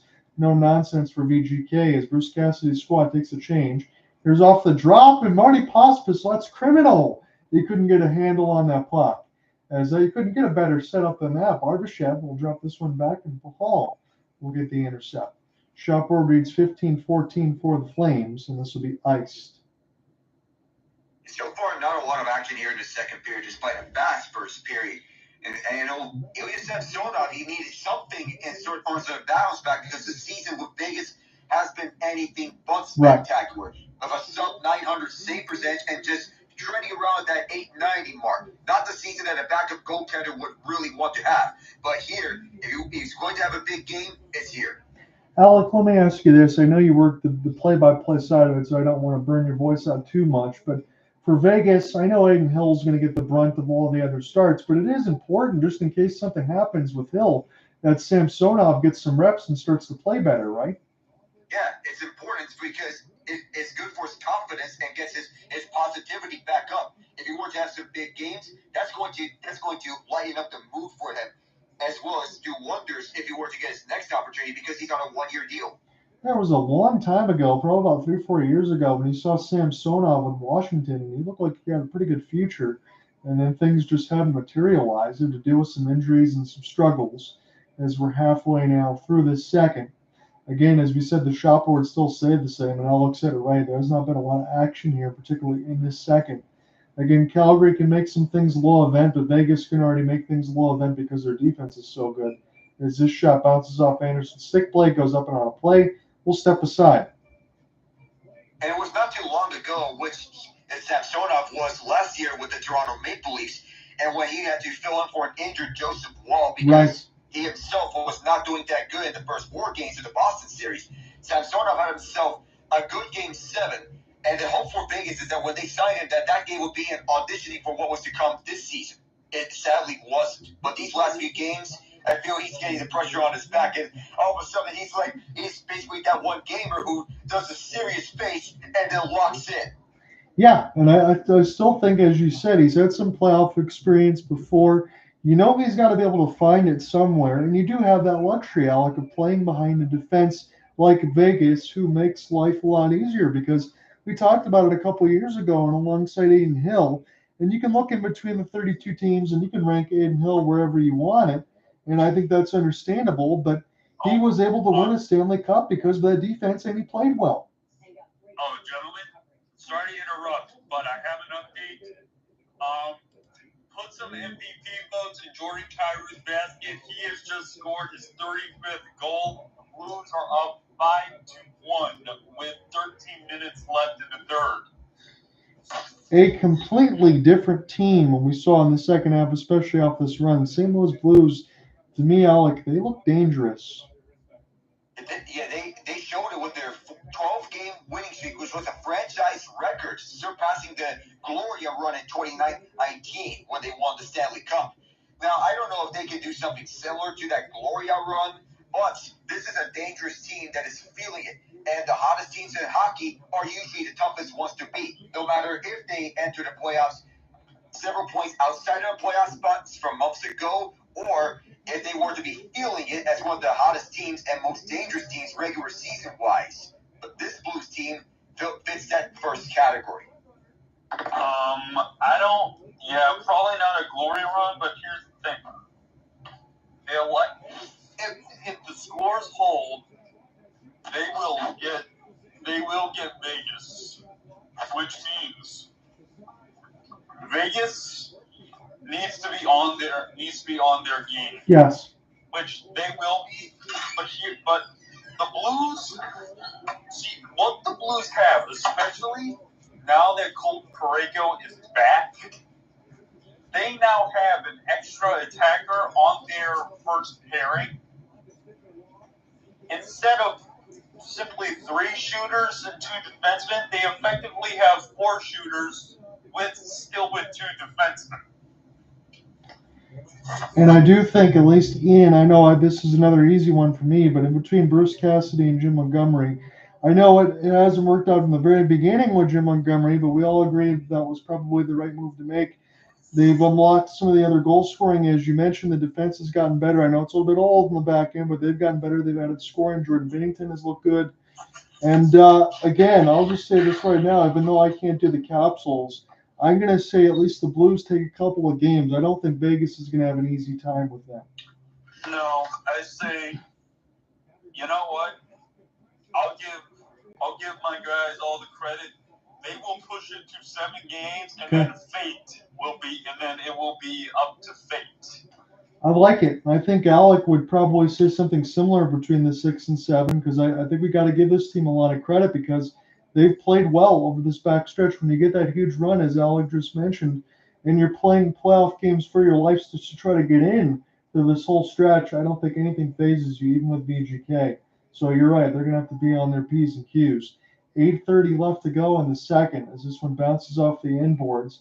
Nazem Kadri. This is right in between the players' bench as it'll be settled back down now here for VGK. Howden now all tied up with the Hall and across the flaming sea as it'll be shoveled in the corner. Ryan Lomberg tries to get a pickup and toward the right side red line off the drop. Here's a chance for Uyghur. This one bounces off some bodies in front. Lomberg lets it go again.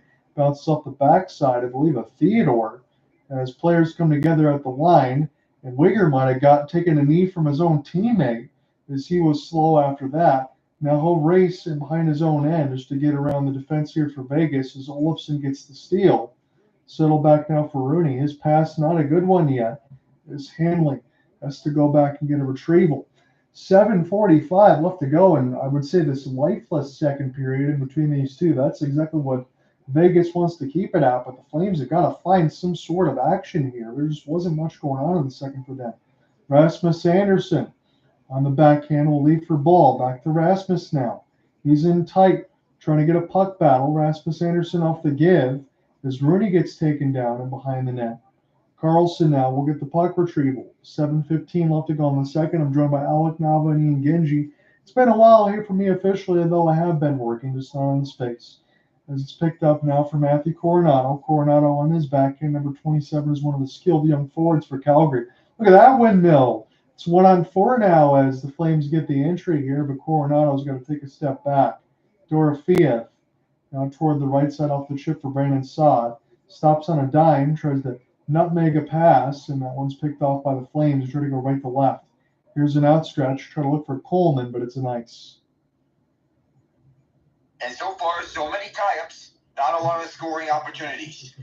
That's been the recurring theme for Calgary and Vegas here in the second period. Calgary's trying to just find something. That perfect look from previous week, Mackenzie Uyghur fought out of lane, but there was somebody that got there right at one of those last moments right in front. And it wasn't just like any fast movements for the Vegas defenders. They were just casually making their way in front. Yeah, they're just blocking shots to protecting that middle against Samsonov, Alec. As you said, there's no need to write the book. Everything has been working. Calgary likes to take a lot of shots from traffic, but if you have that size about 6'2", 6'3", and you can skate, there really isn't going to be a lot of lanes for those kind of shots. Not a lot. The size may prove to be the difference here. Though Vegas, of course, being the disciplined team, Calgary, the young upstart team. And sometimes you would love to have young and upstart teams make it to the dance. Oh, but Calgary just needs two. They do. They got to find a way to tie this one first because they might be getting the help that they need from the Minnesota Wild. Doesn't look like they're getting it from the Blues. Blues are going to clinch a playoff spot today. Can we talk about that in the open? Chance way out in front, stopped by Wolf. That was offside. He was looking for his third point of the game. Here's McNabb, another wrister from Theodore. This will blow wide past the inboards, and now all of a sudden, off the face-off, Vegas looking dangerous. Shea, another point for McNabb. Here comes the one-timer to the right circle, and Dustin Wolf will slow things down. Ooh, optical illusions.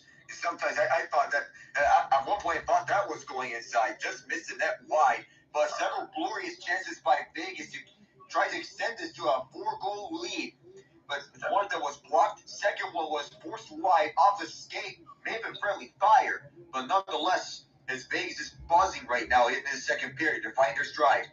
And I'm looking at this now because it's been a while for me. I'm going to let you jump in here in a second, Ian. But I'm looking for Tomas Hertl. 31 goals on the year. That's pretty good for the Ninja Hertl. Oh, yeah, it is. One of his best scoring seasons right now in Vegas. Oh, yeah, they're going in hot. This is not a power play. So this is 31 or 32? I thought I saw 32. Yeah, 32 was the update. You are correct. Again, I officially gave that from the numbers before today. You're right. It's got his 32nd. As this is now stolen from Wall by Marty Pospisil. Igor Sharangovich tried to go, but didn't have the puck. There's Caden Korchak off the drop for Barbashev. And this will be recollected across the blue line. Here's a pass right up the gut. But again, Vegas defense is right there. Calgary is not getting any sort of attack that they need. And we're not going to say if Calgary made the playoffs that they would be any sort of threat defensively. They can lock things down. It's more conducive to playoff play, but you got to be able to score more goals than this, as the whistle is blown dead at 5:21. Right, the Wild have pulled their goaltender, and they have taken their timeout. They're going 6-on-5 for the empty net situation. The Ducks are giving the Flames help, and the Blues, by way of winning, and if the Wild loses one in regulation, the Blues can jump the Wild in the standings. So Alec, admittedly, as you bring that, I'm going to jump into the Flames play-by-play again, but I'm going to wait until this game is over. So let's look at this 1:16 in the third. So 35 shots on goal for the Minnesota Wild. Joel Eriksson Ek now toward the right side as this is picked off by the Ducks.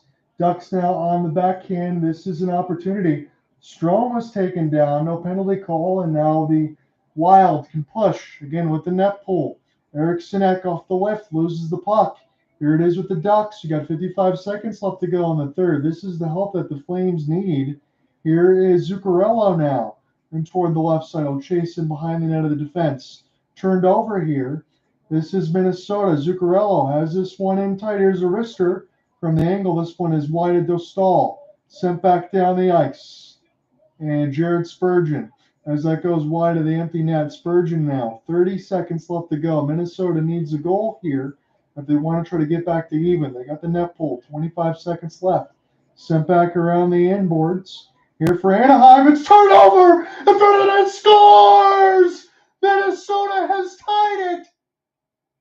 Oh my goodness, what chaos are we witnessing here? The Wild, they get the point that they so desperately needed. Now the Flames are in very serious trouble because now if the Wild has scored to tie things up, the Wild, they can steal this one, and given that the Blues are on their way to winning in regulation, and the Wild, they can realistically take the extra point. This game between the Golden Knights and the Flames might be put onto the wayside. But the Flames at this point, no matter what happens here, this is an excellent season for Calgary. Yes, and right now, all you can do on the other end, Alec, as you said, you got to play your game. You can't think about what's happening. You know they're going to see that in the locker room here. 1 point, as you mentioned, against the Flames from Minnesota, that's going to devastate their chances, and they're going to have to find a way to win out unless Anaheim does the spectacular here with 18 seconds. So I'm going to go ahead and get back to that game once this one is done, but I'm glad that we're able to call this one in real time. They went for the net pull. Minnesota was able to do it. That was Joel Eriksson Ek off of a third rebound. We're going to get set to go to OT as the Xcel Energy Center is in a frenzy. Oh my goodness. Can you believe this? The Wild, game 82 of their season, seeing playoffs on the horizon. And with the wild card standings as currently is, the Wild do get 1 point out of this. They're at 96 right now. The Blues, they can get to 96 of a regulation win. If the Flames get to 96, well, that means the Blues have first tiebreaker over Calgary, and that means that Minnesota and St. Louis would be on their way. Yes, it does. And again, essentially, I think Minnesota, with that goal, has killed Calgary's season. And I think that might be the case. I'm going to go ahead and finish this one out here with you, Minnesota. I'll do the due diligence and finish out the Flames assignment, but it looks like my Thursday will be open as far as the Flames not needing to get done. So maybe we can look at Montreal or Columbus because that one is still to be decided. And tomorrow is Montreal's game, and the night after it is Columbus and the Islanders. All that Columbus needs is that tomorrow, step 1, Carolina wins in regulation. Step 2, on Thursday, Columbus wins in regulation. Columbus's tiebreaker is on regulation wins.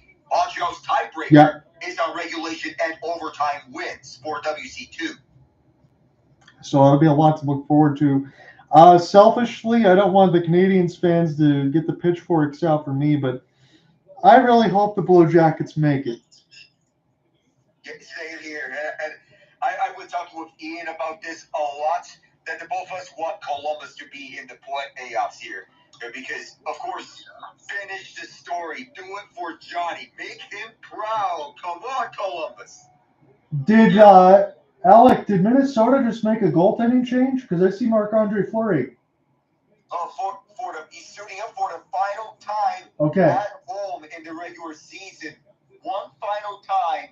Flower, make us proud. That's pretty cool. I'm glad that we got a chance to watch all this. I don't want to be disrespectful to Cooper's team because, hey, I saw it last year with the Red Wings and the Washington Capitals. Washington Capitals were able to close that one out against Philadelphia, which eliminated the Red Wings. And you know what? We can say the general rule, gentlemen, is don't let your business be left in the hands of other teams because that's how you get eliminated.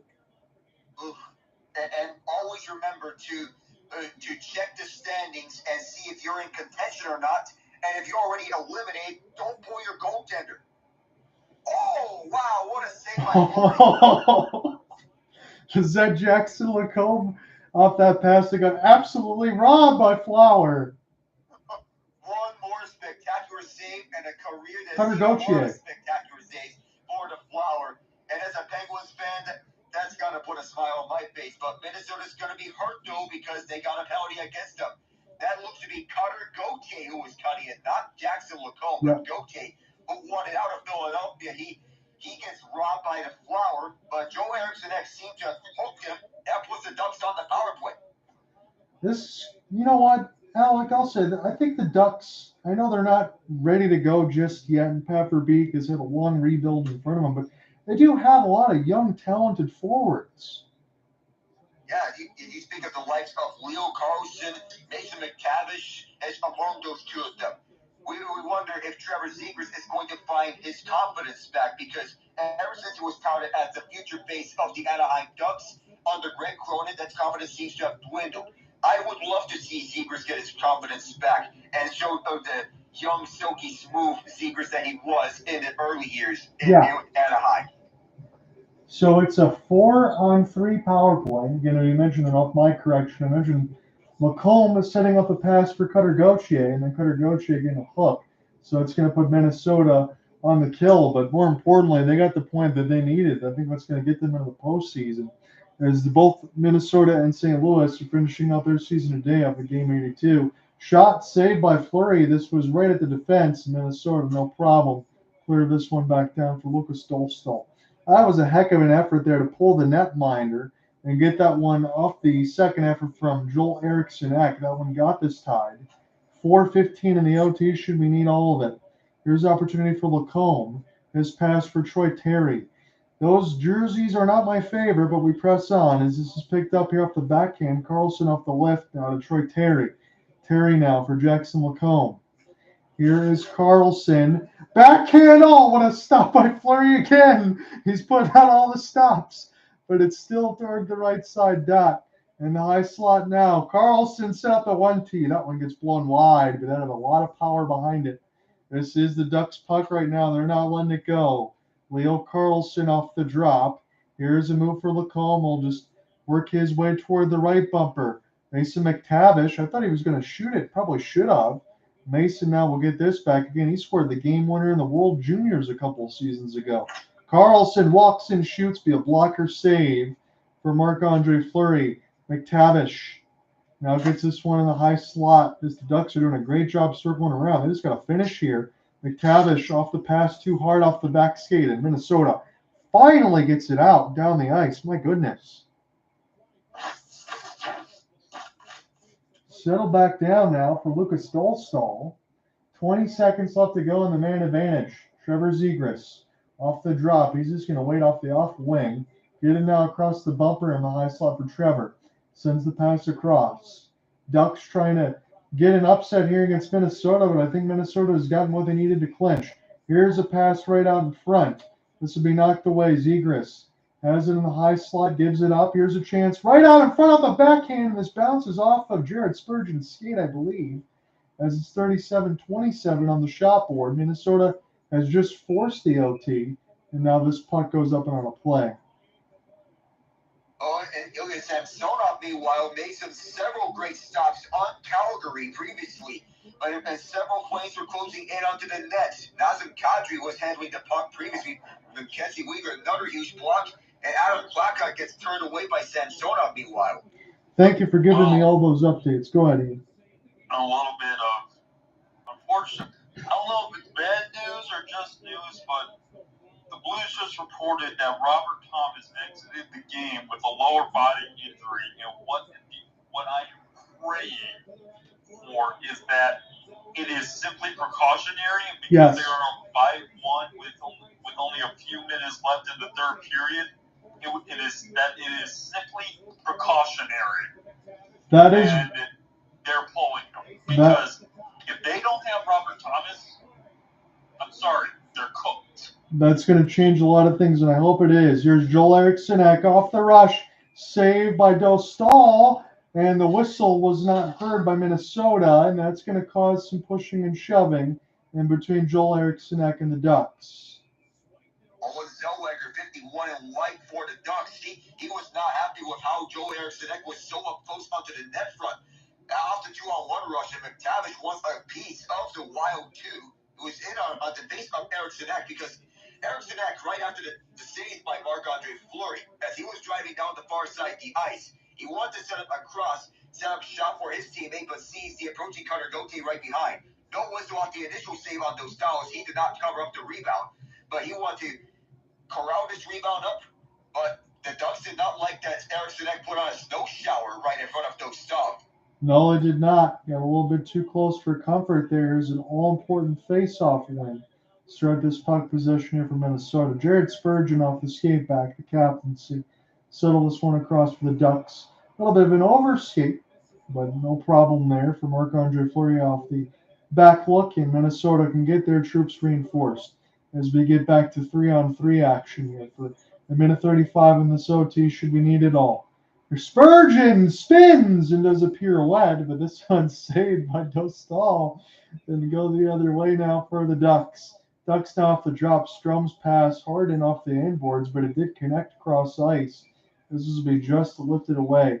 Dylan Strome now sent it around the inboards. You got Frank Petrano, Lacombe, and Strome. Frank Petrano, better known as the Rifle when he was the member of the New York Rangers, and he really does have a good shot. Carlson tried to split the defense, couldn't do so. As this will be sent back now for Matt Zuccarello. Zuccarello will try to get this pass ahead.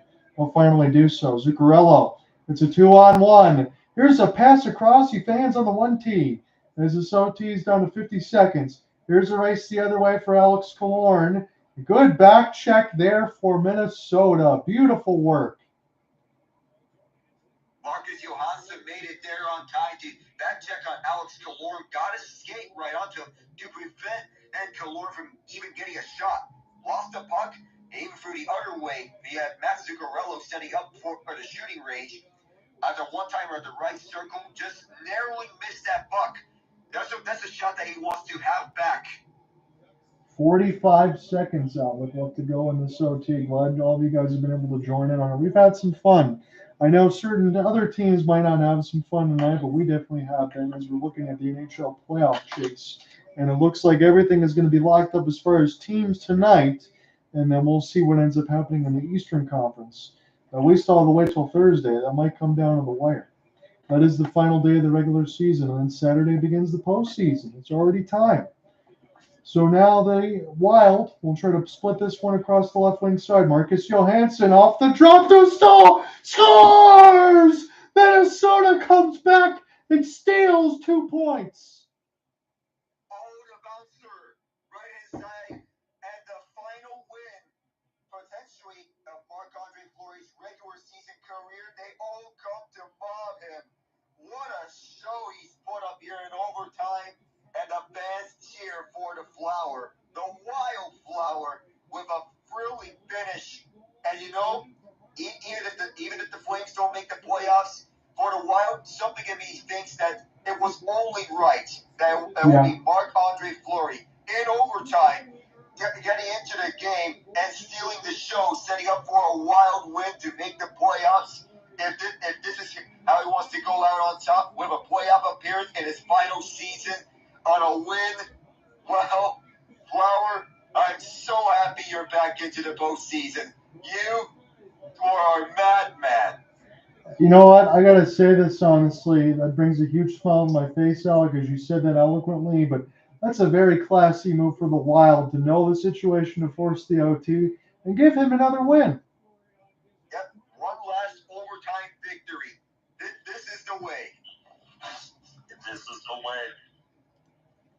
So we are going to get all the standings and everything else updated officially on ESPN and bring those across to you when all those ones officially in. As we sit into the intermission, I know the St. Louis Blues are in cruise control, but I'm going to go ahead and turn that one on just so we can get the finality of it. Hey, John, I'll just give you guys the update. Jordan Kyrou scores his second. Blues up 6-1 Blues up 6-1 with 28 seconds left in the game. The Blues are going dancing. That is pretty darn cool, Ian, because they played so well in that second half. I mean, you and I had the conversations.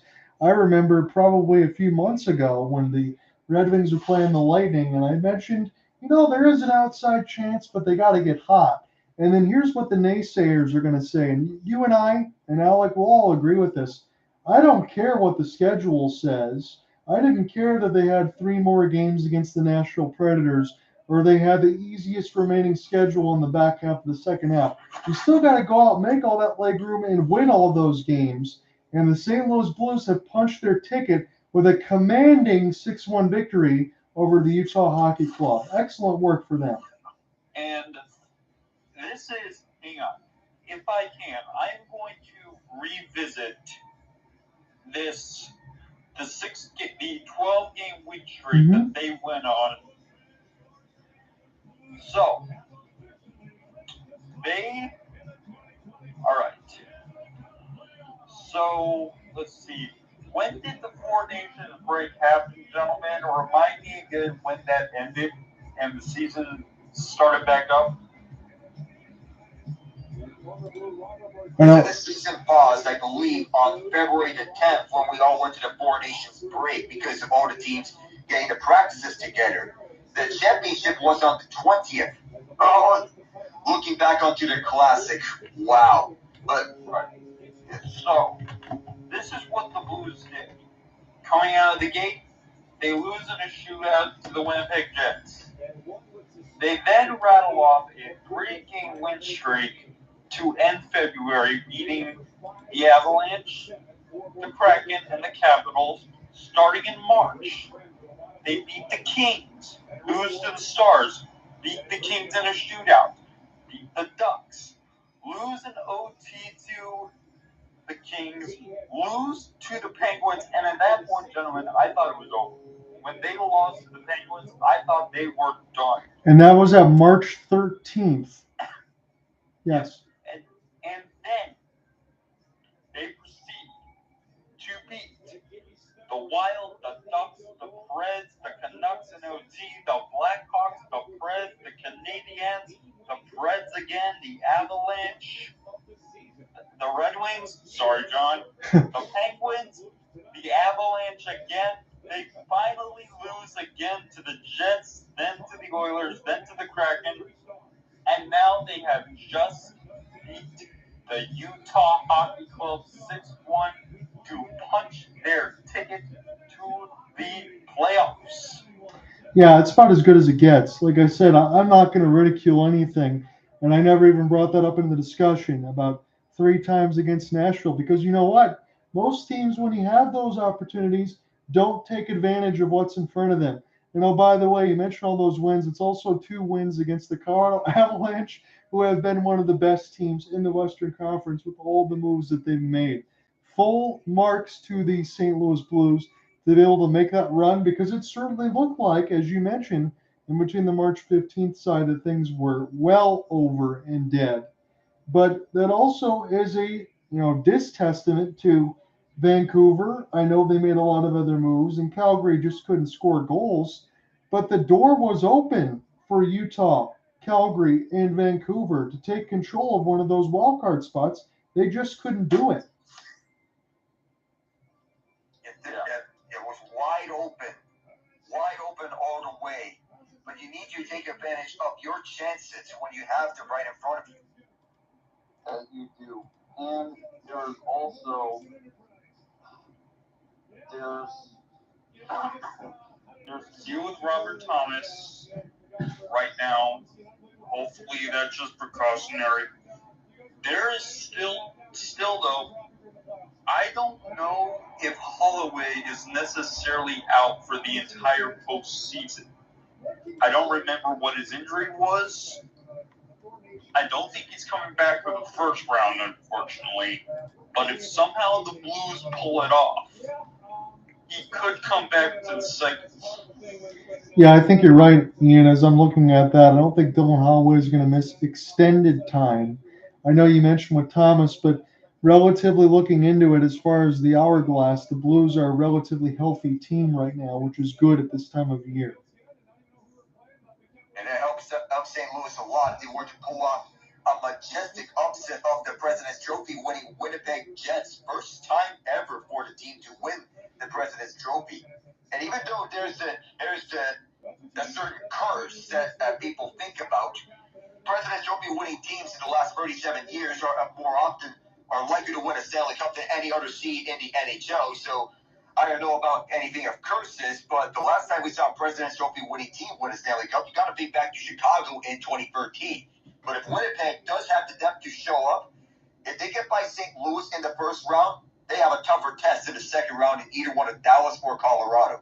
Yeah, and I think honestly, I'm not even just saying this because Ian's in here, Alec, but really to walk into the first round matchup against St. Louis, who's played so well down the stretch, that's not going to be easy. You already know, as you mentioned, Winnipeg has got probably the most pressure on them in the world to go ahead and finally get something done. And then you got to walk in between Dallas and Colorado. And I would have to imagine, and I'd hate to say it this way, but I think that Winnipeg would probably rather play Dallas because Colorado absolutely destroyed them last year. I think I would. And plus, if I'm Winnipeg, I too would play Dallas because people can talk about all the forward talent that Dallas is having. A balanced lineup, Robertson, Sure. Rantanen, Hintz, Sagan is going to come back. You got Johnston coming into his own, Granlund, Maverick Bork, Duchesne, and what's that defensive depth? Well, at least on the left side. Well, I keep here saying left side because when you look at Dallas's right side, the defense, it's not that strong. And if that area of the ice is exploited by Colorado, then Dallas is in a bit of a pickle because Colorado has all the tools necessary on all angles. Forward depth, defensive depth, not just on one side, but both sides. Goaltending. That's why I see Colorado winning that first round matchup. And I made the statement saying they'll win in 7. That'll give them their first Game 7 playoff victory in 23 years. I remember that stat because you and I cover a lot of this stuff in the postseason, and every time I see that across the screen, I keep thinking it's a lie, but it's the truth. It just doesn't seem real. No. Winning team, you think they win a Game 7? Well, they were so good in 2022, they didn't need a Game 7. Yeah, and that's what they're going to have to hope for. Go ahead, Ian. I don't know if it's a hot take, but I have a take, and one that might surprise you. Go ahead.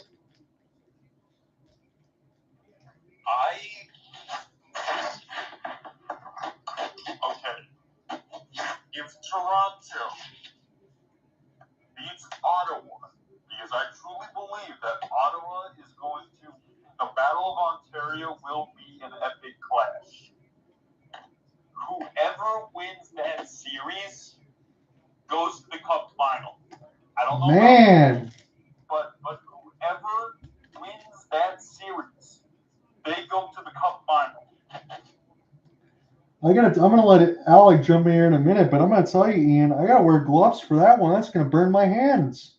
Oh, I mean, I can see for the Leafs, the Senators, I know are a young team, but that's a bold one if Ottawa heads to the Cup final. I like Toronto, though, I think that's realistic because of Craig Berube and his effect that he has on the Leafs. The Leafs were primarily a possession team under Sheldon Keefe, but under Berube, it's very different because they emphasize the gritty play, the dirty type of play. Not dirty as in cheap shots, but dirty as in cleaning up rebounds, Sure. getting to the net front, that type of stuff. Right. But I say it's a hot take for both because, gentlemen, while, yes, we know what team Toronto is, we also know their history. I mean, is it? I mean, really, who in their right mind says Toronto is making it to the Cup final in 2025? Nope. Outside of Toronto, who's saying that? Nobody, Ian, and I know that people get tired of that narrative. We don't. We have to talk about it because that's what it is. I would say, even as a diehard Red Wings fan, I would like to see Toronto break the curse. I know that'll make some of my own mad at me, but at some point it's tiring. But that's why you brought in Greg Berube. That's why you try to make some of those other moves alongside Brad Treliving and balance this roster. You've got to get the job done. You know what you've seen with the core four. We've talked about that ad nauseum. And now you have some net mining that you can bring in with Anthony Stolars that you feel good about going across. And Toronto really doesn't have any excuses. And also,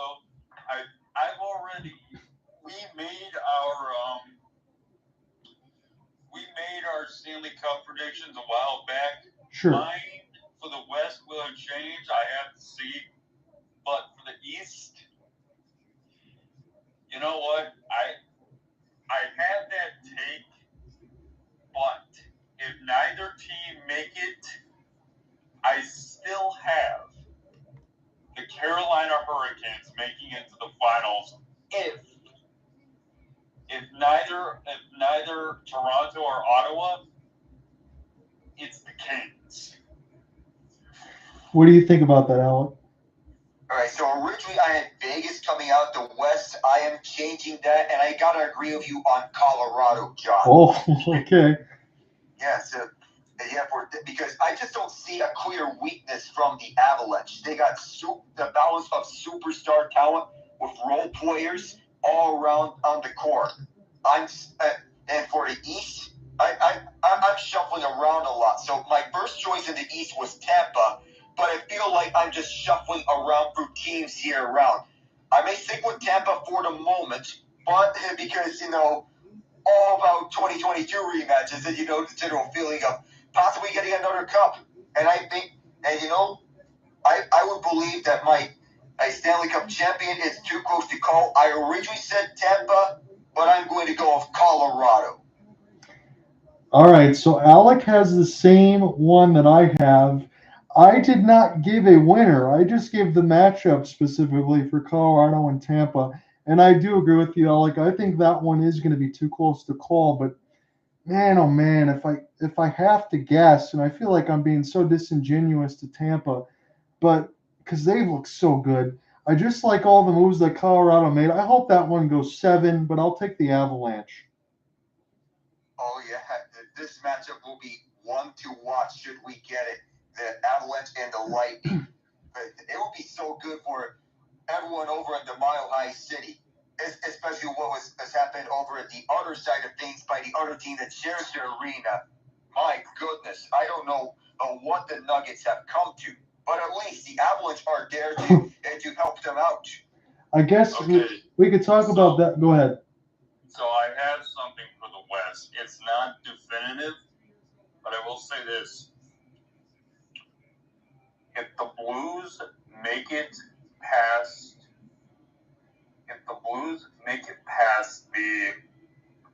the Jets, I'm going with them to go all the way. As you should. Mm-hmm. You're not going to hear any blames from me, and they've been scorching hot. And I think you should take your own team. You should feel good, the confidence and stuff that they played with. Let me ask you, Alec, because again, I've only been a bystander on some of this. What was going on with Michael Malone? He just got canned immediately. Did something happen with him and Jokic and the players? I don't think it is. I don't think it has anything to do necessarily with the players. What was going on was from what I know, Malone and whoever the GM was, they did not get along at all. GM. Booth. And they didn't get along, and apparently Josh Kroenke was looking to fire them at least 2 times before that. Okay. Because apparently they had been, he had grown discontent with the Nuggets and their playoff success. I know, right? Growing discontent 2 years after a title, but it's what do you want? It's someone with the last name Kroenke. Yeah, and was it for Stan, who I know he owns the Avalanche, the Denver Nuggets. I think he's got a couple other teams in across the pond too that have won a lot. So I don't know. The Rams and Arsenal. Yes, you're right. Right.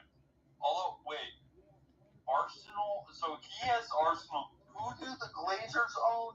I know the Glazers have a stake in a Premier League team. I thought they had the stake in Arsenal, not Kroenke.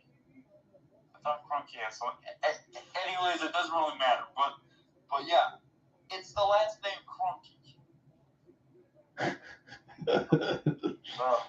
So as we're getting back into the Calgary game, that is. No, I'll segue. They score. Oh my goodness, you're a little bit ahead of me on that. Well, yeah, it was a sick wrister for number 91. It's a power play goal. Yeah, right back onto the action, and immediately Nazem Kadri brings the Flames to life. And although the Wild and the Blues have already taken playoff spots from Calgary, the Flames are not going down without a fight in this game. Even though this game has no actual meaning anymore, the Flames what they're playing for is for energy. What they're not just pride, energy to make a statement that we are coming next season. Yeah, I think so. I think that's the right call there, Alec, because as you mentioned, this was a team, Alec, I know they couldn't take control of it. They had some chances. We mentioned how good Dustin Wolf has been. Mackenzie Weegar has been unbelievable for the Flames this year. He's been really good. Matthew Coronado is another piece that they like.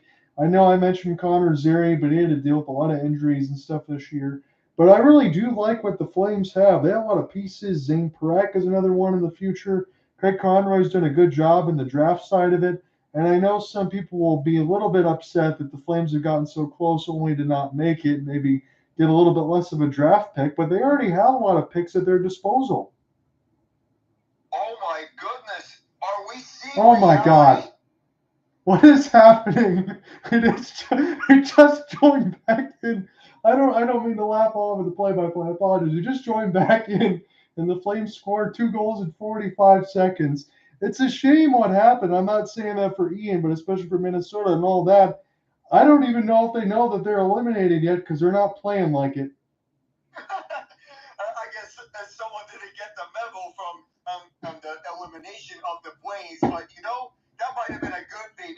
Don't let them get the memo. Just let them fire at the net each and every time. And that's what Michael Backlund just did. Just fire pucks at the net, send people to the net, and this game is tied as a result. 2 shots, 2 goals, tie game. Wow. Because, look, we talked about it initially, Alec, and I think we said it right.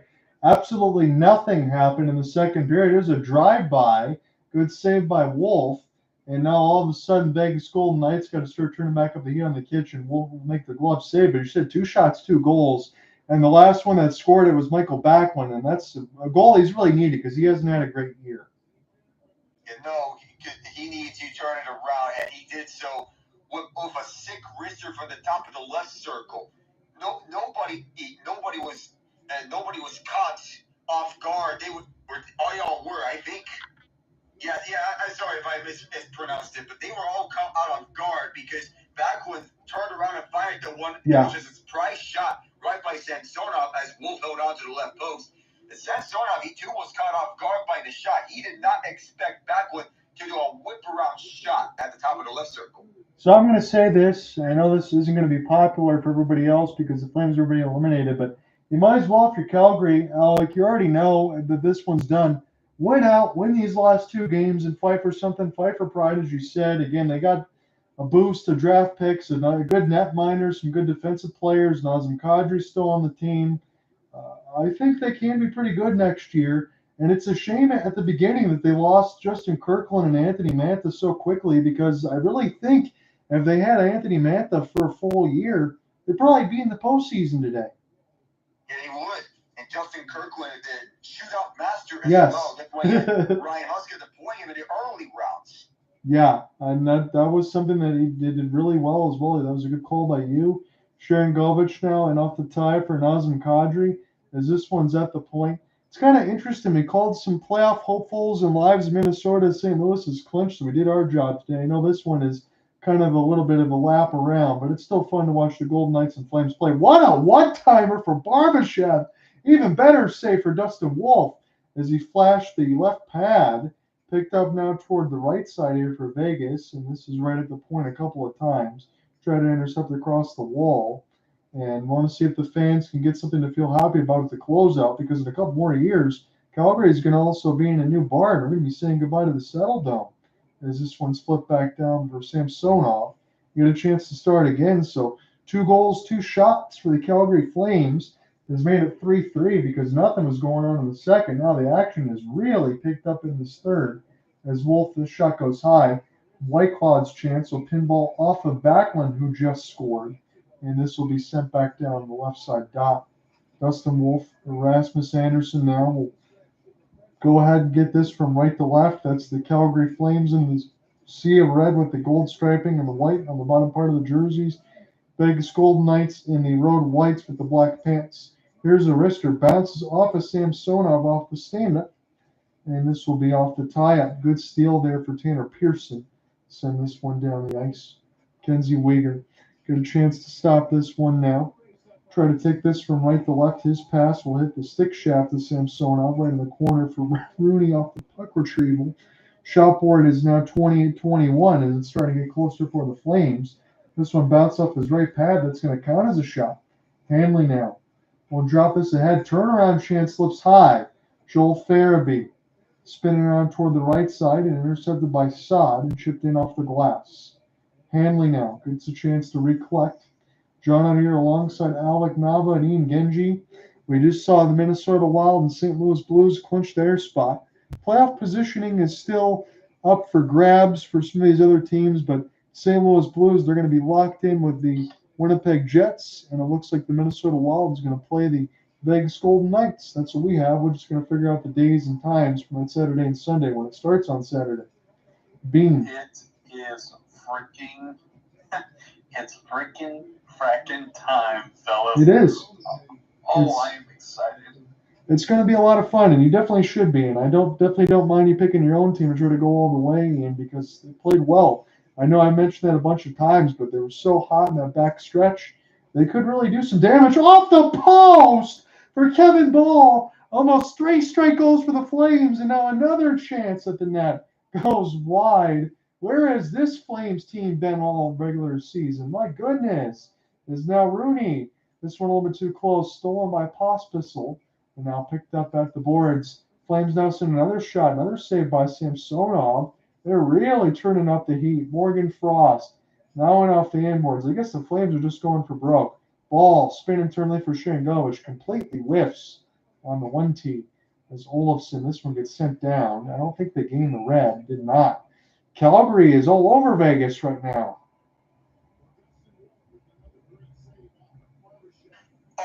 I realized I was muted, but man, Calgary has been putting themselves all over the place here. High, low, and Dustin Wolf stopped a one-timer left circle to give Vegas no space. Ivan Barbashev turned away, but Kevin Ball so close to making it 3 straight. Morgan Frost, too, so close. Ball was setting up a net front, but he lost the tie-up with Braden McNabb. And as Frost was driving, he gave the puck away to Ball on this handout, but Ball just found the outside the post. Goaltender's best friend. Yeah, you couldn't really hit that puck any harder there, Alec. Just missed it by a fraction of an inch. Otherwise, Calgary would have taken the lead. And that seems hard to believe as a stick shaft goes flying for Braden McNabb. Here's a spin and turn, but this goes right to Vegas as they protected the goal mouth. Now an opportunity for Keegan Kolsar. Gets amongst the bowling pins. right to Mackenzie Wager. His pass up the gut. Good touch for Huberdeau. Gets on side. Try to find a cutting Kadri. Back to number 10. Too much foot soldiers there for Huberdeau to get around. As a pair of 10 steal. Nick Waugh able to get this one ahead. Blocker to side by Barbashev off the stick. Now right to the Flames off the drop at the high slot.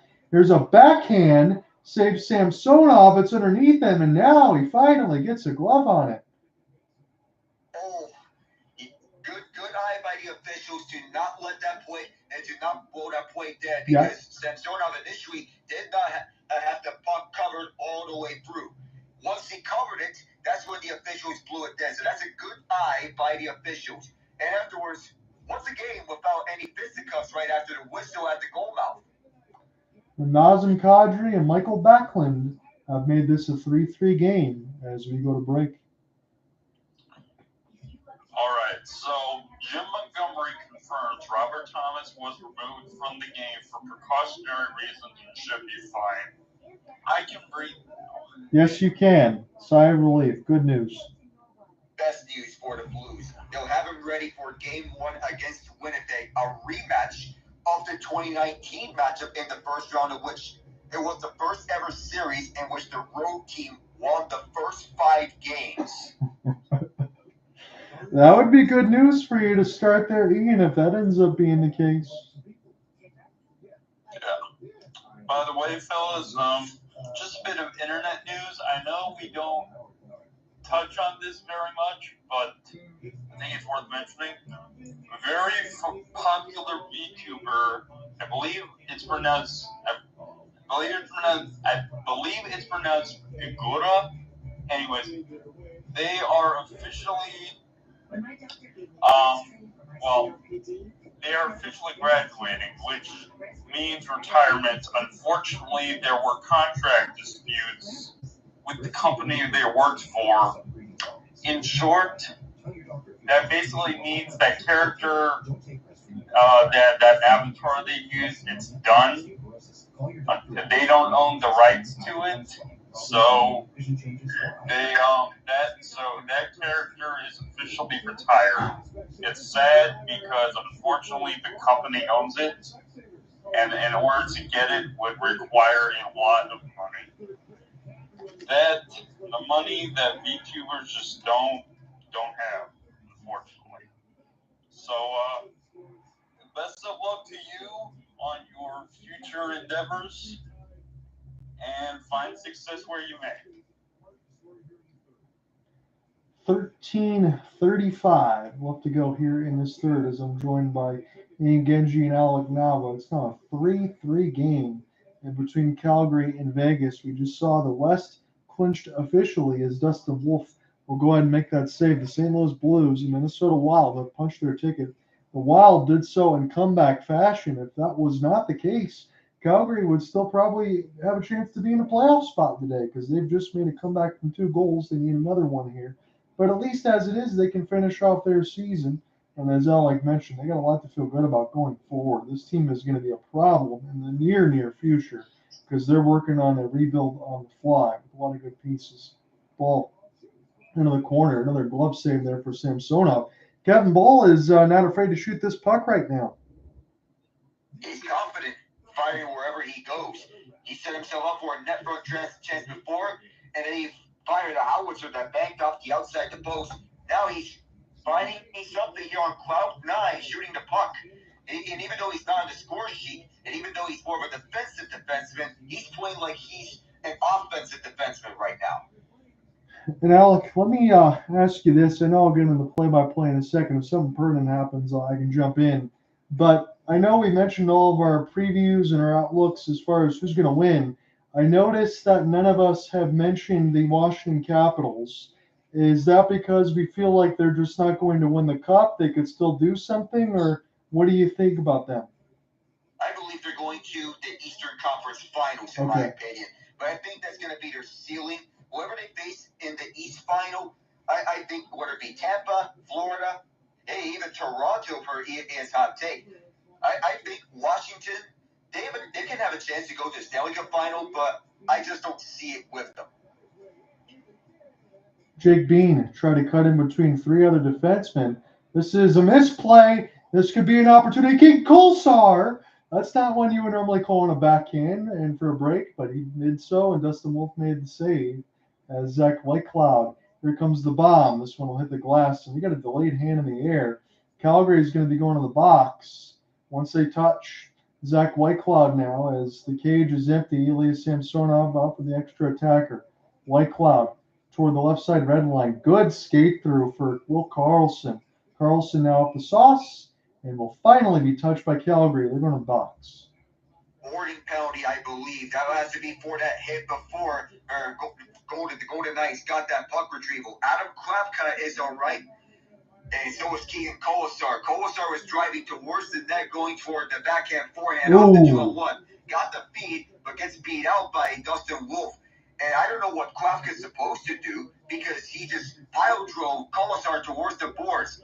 I would think that Klapka was skating with too much momentum, or if that momentum carried on for the way for him delivering the boarding check. But that's going to be a penalty each and every time. But what is Klapka supposed to do? No, there really isn't anything else he can do because he's trying to brace, and obviously he's not trying to lay the pain train either. He's just too much of a big body. Calgary's penalty kill is 26. The power play for Vegas is second. That is something to watch going into the postseason because I think their defensive personnel is already good. If they're this good on the power play and you're going to be getting Jack Eichel and Mark Stone back and all of that, that's another tool that they can use to a very dangerous team. Here's a chance toward the left side red line. Again, St. Louis Blues will probably be thinking about that maybe a second round if they get to the Western Conference Finals. Theodore set up now for Dorofeev, walks in and shoots. And a guy who's had a great season was stonewalled by Dustin Wolf. He and Brent Howden both have breakout seasons, eclipsing the previous career high in goals scored this season. Dorofeev, who had him being the team leader in goals scored entering the season. Not a lot of people, but for him to lead the team not only in goals but also power play goals, this is a revelation and a half for Vegas. He's one of the many beneficiaries of next man up on this group when Donovan Marchessault left. Howden too. Absolutely, you said that right. I know Ian and I have had the conversations about Dorofeev from some of the games I end up joining as well. And you're right. You don't necessarily get high draft picks when you're always as deep as you are as Vegas is, and they're very happy to get Dorofeev and do well with him. He's been one of the big stars. As this is sent back around the end boards now, Nick Waugh can't get to it as Hanley finds it first. Calgary trying to kill this penalty again. Their season is officially over now, but you're still playing with pride, and you want to do some damage against your Pacific Division rival. As this is sent back in around the end boards for Shangovich. It's a shame it didn't work out with Andrei Kuzmenko because he had that one really good season in his rookie year with Vancouver, but he's been shipped around a ton. As this is sent back down by Wolf, Riley Smith, one of the original Golden Misfits, back with the team. He'd spent some time alongside with the Pittsburgh Penguins as well. As we're almost halfway through this third, Riley checks up now near the right side boards off the drop pass from Ben Hutton. One more toward the left side. This one will kiss the glass and get sent all the way back down. Shots on goal are 30-24. Again, it was very sleepy in the second period, but this third is percolated right back up as Flames have come back from 3-1 to tie it up. Now in off the drop pass as this will be knocked away. Mackenzie Weegar off the pin. Hanley out there as well. Just everybody waiting toward the right side. Riley Smith, if he got this, he could walk in and score. But this will go toward the right side off the glass. Klapka gets out of the box. And now we'll start again with Vegas. And off the inboards, here's William Karlsson. Not a good pass. He threw it right to Huberdeau. It's Condry sauce for Klapka, who just came out of the box and he roofed it high. Would have made it a 4-3 game. Adam Klapka, this puck just seems to find him, but he's a very big human being. Now toward the right side, this is sticked away and across the logo. A Go Flames Go chants are happening right now. Huberdeau up the gut off the 1-on-4. Good stick drop. Kadri one more pass. Flames look good. They score! Klapka was so close, but the Flames got it anyway, and it seems that Klapka, after getting turned away on the previous one, after overshooting it, he was the one who came out the box and put the Flames on the board right outside of it. He said, "You're going to penalize me for a cross-check when I was going too fast? Well, I'll just come out the box and then just roof this one right on the tip-in." He missed the first chance as he shot it upstairs, but then as Huberdeau set the play up, a gorgeous feed in front, and it may have bounced off of his stick or his skate. way, I think this goal is going to be credited to him, and that's got to be the best feeling for him. It's for free. Man, 13 points in the last 7 games from Adam Klapka. I never really had him on my bingo card. You have to keep him on this first line. Save in front of Wolf, and now the Golden Knights, they think they score. We'll have to see the puck for official confirmation. They are celebrating. I think, yes, they are going to award them a goal across the goal line right before the whistle is blown. So what in the world are we watching right now? Even for a game that's now become meaningless, these two teams are playing like this game has all the meaning in the world. Yeah, I'm glad that we're seeing something like this. Here's a shot right after Klapka's goal bounces up in the air off the backside of the Wolf. I think it's just going to slide in. Pahal tried to stop him crossing the goal line, Alec. I don't think he did it. Pahal tried to get this away from the crease. Only managed to get the forehand of his stick onto the puck. What I was thinking is that if it were a backhand, perhaps there would be a chance of cleaning out of the crease, but that's a risky maneuver. I don't know what the Flames could have done because this puck had eyes. It bounced off of Wolf and then off of Wolf again, and as Wolf was sliding backwards, the puck went into the net right along with it. It's 4-4. What in the world? And now the officials are going to deliberate. Yeah, they are. Ryan Huska, we're getting some camera shots on Sportsnet that they were having some conversations. And now Huska, I think, is not done as he's calling over the Zebras there to see if they want to challenge, I believe. Frederick Lecoullier has made his way over to Huska for a brief moment. Let's see. I don't know if this is challengeable or not. I don't know. Let's see. They're going to challenge. Interference. Yep, you're right. Goaltender interference is the call. Admittedly, Alec, I'm going to have to take another look at this to see if there is one. I'm getting the camera shot now from Saad. He lets this go, bounces up into the air. Wolf can't track it behind him. I'm looking at Pahal trying to drag this out of the goal line. I don't know if Howden is doing enough to bother Dustin Wolf. Yeah, I don't think it's because of Howden, I don't think Howden's really getting into the crease. I feel this is a bad challenge to make because if you're basing it on the fact that Howden has his skate into the crease, his skate is wide away from Dustin Wolf.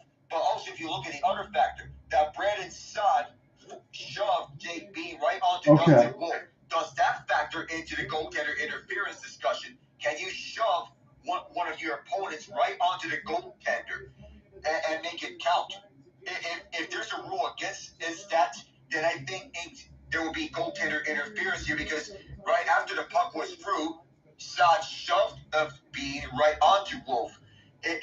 But also, you have to consider, if the momentum of the puck was at a speed that it would have made it into the net anyway, so that the goaltender interference would be moot in such a discussion, as Bahali was trying to keep it out, yet at the same time, Saad shoved Bean right onto the crease.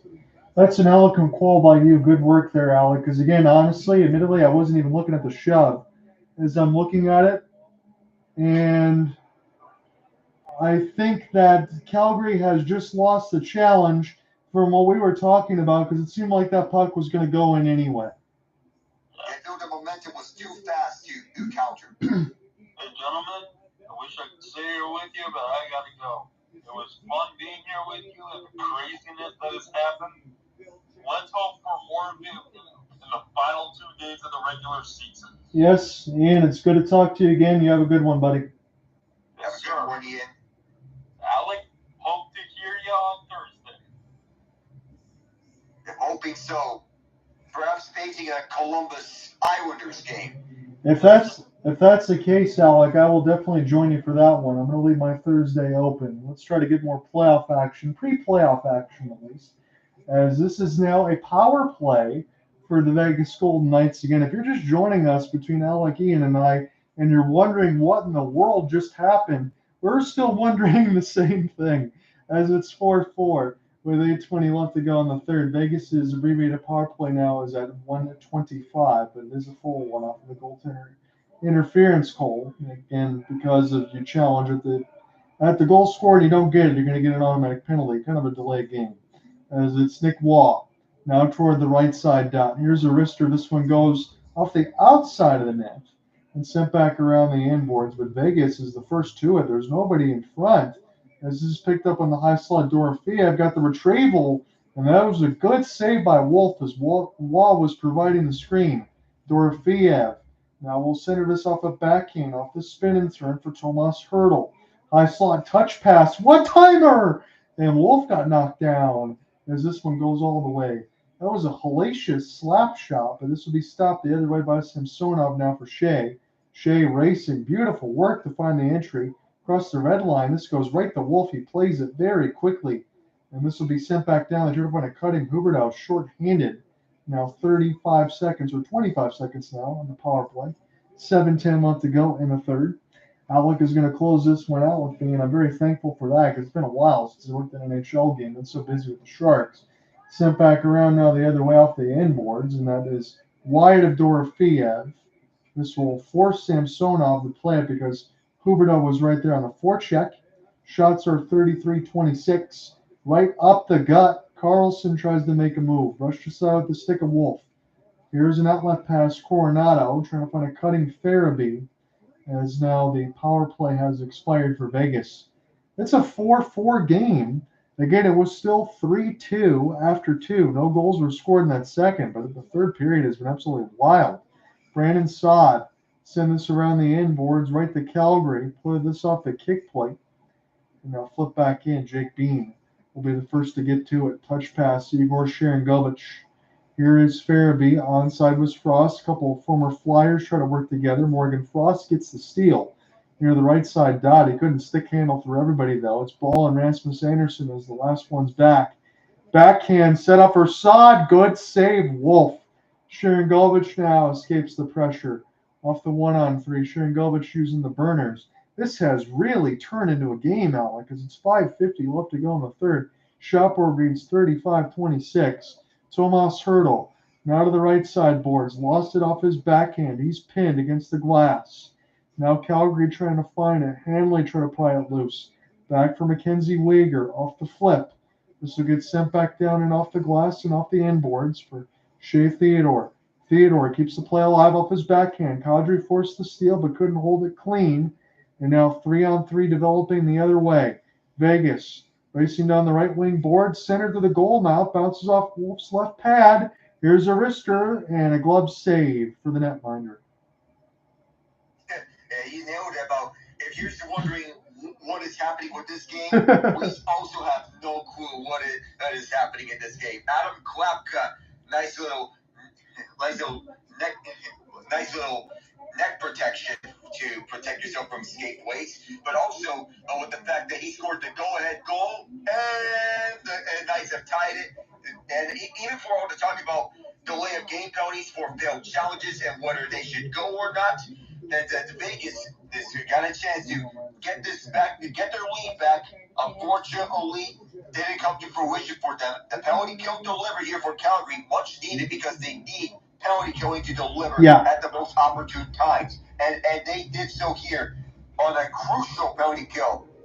Even for the ninth place spot where the Calgary's locked up, they have to be feeling proud of themselves for a successful season. What do you think of the additions? I know they were earlier in the year, Alec, but for Morgan Frost and Joel Farabee, because I thought those were low risk, high reward potentially for Craig Conroy to get some of those guys signed, and I think that's going to end up working out for them.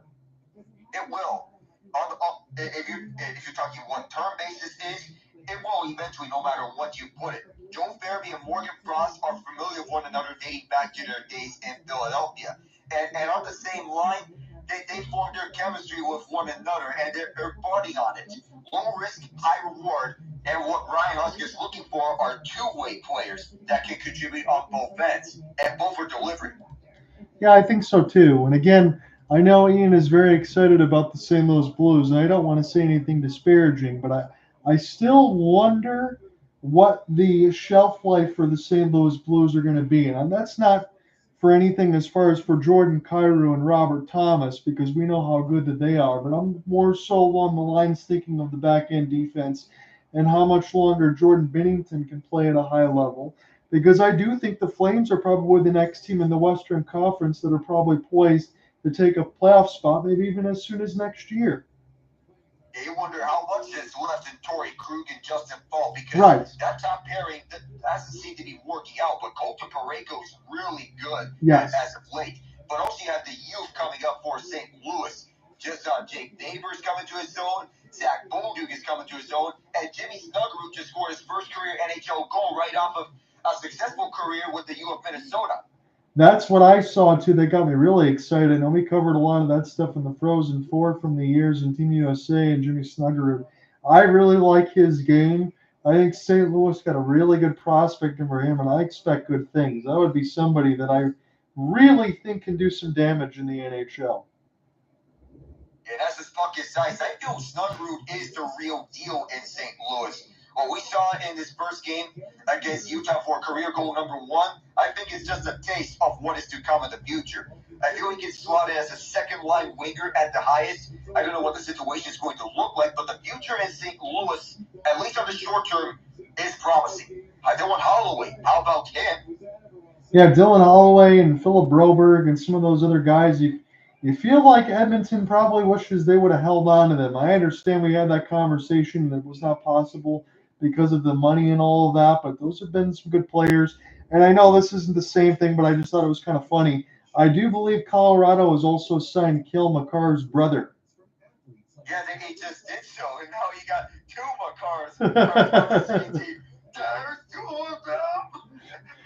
Quoting SpongeBob, or Squidward, rather. There will be an icing in an offensive zone draw here for Nazem Kadri. That's my pick. I want to see number 91 get the game winner. Finish this out strong against the LA Kings as well, because I do think good things for the Flames. I'm hoping some good things for my Red Wings here. I know it's not going to materialize yet for another year.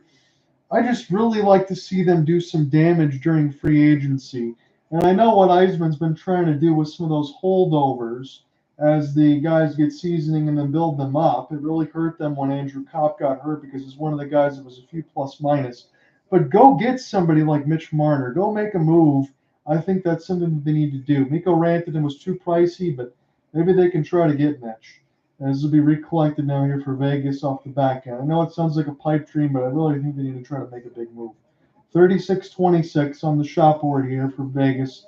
This is sent back around the end boards. It's a 4-4 game. The Flames have scored 3 times in this period. As this is knocked up into the air from Bean. Now White Cloud lets it go. Here is a loose puck. It's picked up now off the dasher for Barbashev. And Dustin Wolf has a good glove. He did so against Barbashev there. Hellacious shots all around for Vegas as they had chance after chance, but Dustin Wolf, of course, he's keeping this game knotted up at 4. And the Flames, of course, with all the trials and tribulations, the storylines he's coming on board. Even though they won't see playoffs, they need to build on this year in order to continue that success. And you mentioned with the Red Wings about Marner, that would be a dream come true for the most successful original 6 team among U.S.-based original 6 teams to get a premier superstar with offensive instincts and defensive talents that are otherworldly. That would be a dream come true for Detroit if he decides not to come back to Toronto. Yeah, I'm kind of wondering because, and I can't say this officially because nobody knows, but when they did try to trade him at the deadline, as far as everything for a possible Mikko Rantanen deal, that ended up working out for the Stars, and I think all things considered be for the best. And I know I might have missed this by a couple of goals. I didn't get a chance to talk about this with Alec, but I mentioned this alongside one of my cousins that follows. I said I think Alex DeBrincat is a 40-goal scorer, and he might have just missed out. He's got 37 right now, but if you add that for defense, as you said, for Mitch Marner, and alongside for Alex DeBrincat, I think Patrick Kane probably comes back again. I really like what the Red Wings have. The only thing I will say, and it hurts to say because he's one of my favorite players, and Dylan Larkin, he just did not have the impact coming back in from the Four Nations break, and they really needed him. And needed that because from the Four Nations face-off, he looked like one of the best players on Team USA on his two-way play. But it looked like he didn't look the same after the Four Nations break. And on March, I was wondering where the Red Wings went because on March, this is where everything is amped up top because that's playoff spots that are up for grabs. and March is arguably the most important month in the NHL outside of April.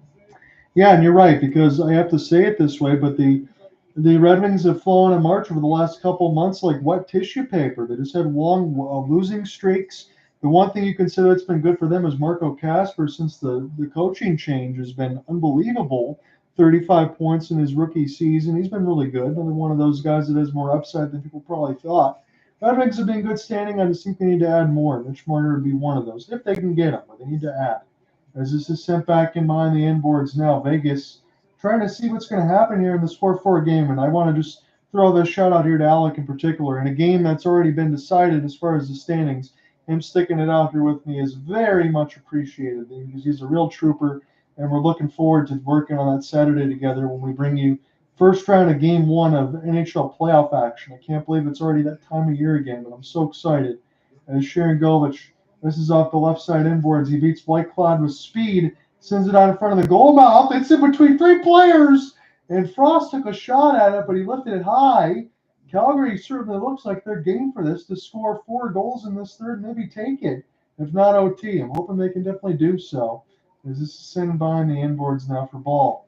Dustin Wolf will give it a look. Picked up now for Sharon Govich. Number 17. He's got it now on his forehand off the spin and turn lead now here for Marty Pospisil, sending deep for Morgan. Picked back up now off the tie-up.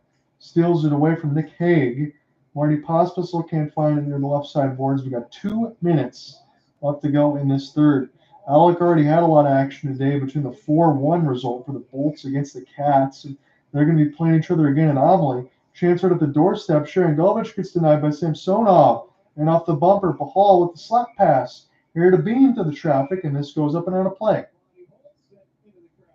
Florida over the last few games, entering the playoffs, it seems that they were slowing down for a bit, that they faltered.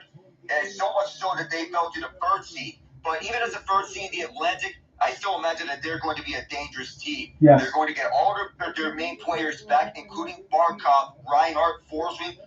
Florida rested all 3 of those players tonight so as to get them ready for game 1 of action. Plus, they're getting Kachuk back in game 1, Ekblad back in game 3. This team, you should never count them out. Nope, and you got to try to get healthy at the right time and get rest. And if you're telling me the Florida Panthers can do that, Alec, you can really see them try to get back to the Stanley Cup Finals and maybe even repeat. I don't think you and I would put it past them. You know, but this Eastern Conference is tight, and it's anyone's conference up for grabs. Yes, it is. Here's a fake slap pass here for Theodore. You got 1:15 left in the third. Shot goes wide. Wolf didn't have to make the save, and can't find it there was Vegas. Huberdeau was the one forechecker for Calgary. Ryan Huska's squad will take some full changes. As this is in at the line, Nick Waugh off the chip and chase. He scored a beautiful breakaway goal in the first. And I thought that 3-1 was going to hold up, but Calgary had other ideas. It's 4-4, and we're 50 seconds away from OT. This would be a heck of a send-off here for the home fans if Calgary can come all the way back and do this, because you look at the goal totals and you see 4. Sometimes it takes 4 games for Calgary to score 4 goals. White Cloud has this one knocked away. Picked up now Coronado for the outstretch. Sent in for Vegas. Long shot. Glove save. Dustin Wolf. The NHL, of course, heating up down the stretch. But this playoff race, well, Vegas with that last shot previously. But if you're looking at playoff race, as was discussed tomorrow, of course, even though I'm not going to game, I'll pay close attention to Carolina's battle against Montreal, because what Montreal needs is at least a point. But if they don't get a point, that opens up the door for Columbus to win on Thursday. And what Columbus must do in their win, it has to be done in regulation. It cannot be in overtime. That'll be something that I'll be watching for as well, because I'll be off the clock on Wednesday. Got to spend some time with the missus and have some plans too. But Alec, if that does indeed open on Thursday, I will join you for that Columbus game. To see if the story can be finished off on that night, because if Montreal doesn't make it and doesn't get a point, if Carolina does get the job off and get the win, perhaps they'll open up eyes in Columbus. And how about a second generation Brind'Amour playing tomorrow night? That is pretty cool as well. That's very good bloodlines. Yeah, Skylar Brindamore, Rod's son, who played over at Quinnipiac 2 years ago on the national championship team. He's getting his chance to shine his first professional game, and he coached by his dad. That's got to be one of the best feelings ever. Yeah, and absolutely, Alec. And you mentioned alongside the Bobcats of Quinnipiac, they're a very well coached team. It's with Graham Pecknold, so you know that Skylar is going to have all the right plays as an NHL player to play the game the right way. As this is taken away by Vegas, 5 seconds left to go in the third. And Alec, I can't believe I'm saying this. We're going to overtime. While the season may be virtually over for the Flames, they're not going down without a fight. And I applaud them for sticking right with Vegas all the way through. And overtime awaits us. 5 minutes of the extra session. But what an effort here for Vegas. They're out shooting Calgary 39-27. But Dustin Wolf is keeping Calgary in this game, putting them within winning reach.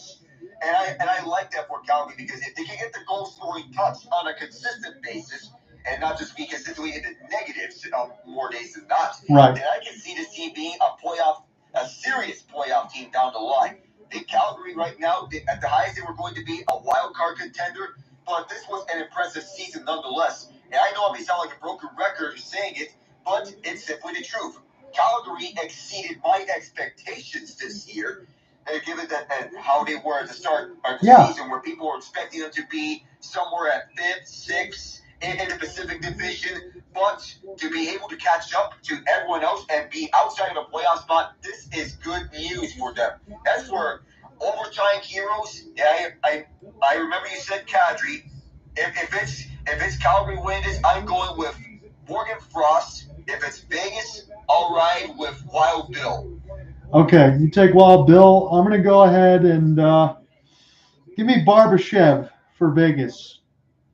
Excellent choice. Barbashev being a top line grinder, dating back to his days with St. Louis. Even before then, even when he was on the fourth line, he's still a constant threat on the ice, on the forecheck, and he can set up plays for his own guys. Frost and Farabee, that's the line combination I would want to see if these two are deployed in overtime. I think that's a good call by you. I like those picks. Again, we mentioned the stuff in the standings, and I agree with everything that Alec mentioned. You look at it between Minnesota and St. Louis was clinched. If you look at this picture and you take a picture on your phone, you see all these teams. These are probably all the teams, Alec, that we would have picked at the beginning of the year. So that's why I completely agree with your point of the Calgary Flames. Although I will say the most disappointing of disappointing, I mean, my God, how many times they're going to say it, but the Nashville Predators, what happened? I don't know how they only had 66 points through 81 games, but they really should have been able to give a much better effort or at least get close. Easy disappointments here. You got that big free agent splash, and yikes. So here we go. If we need it all in OT, it's a 4-4 game. Calgary scored 3 times in that third. Now they're trying to close out their final game at Scotiabank at home this year. Here's Mackenzie Weegar off the bumper for Nazem Kadri. His pass goes way off the inboards now. And it'll be a race for the puck, and who's going to get to it first? It'll be Jonathan Huberdeau. So all 3 forwards out there, 2 forwards and 1 D-man. That was Weegar.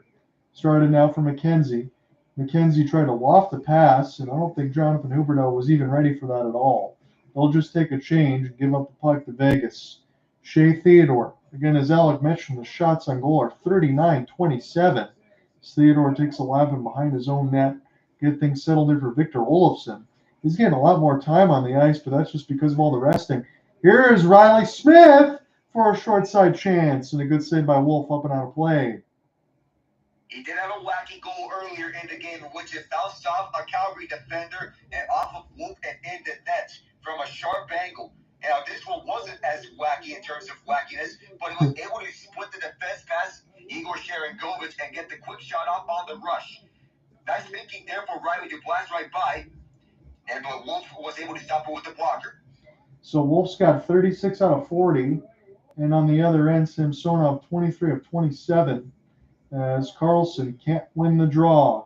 Here's a spin and turn Coronado. It's a pretty good one. It's going to create a one-on-one here for the Flames. Last man back was Closeout. Frost almost put on the greatest dipsy doodle of all time, as Riley Smith will go ahead and collect it in his own end. I didn't know he had those kind of hands. as it's 3:40 left to go on the OT, should we need it all. And off the drop pass, here is Olofsson with a ton of speed. Flames are backing up. Another save for Wolf off the left pad. It's Rasmus Anderson. I know, as I mentioned before, the heavy minus. But in a game like this, with a 3-on-3 and open ice, Rasmus Anderson loves to blast those slap shots and celebrate. He could be one of those guys that gets it done.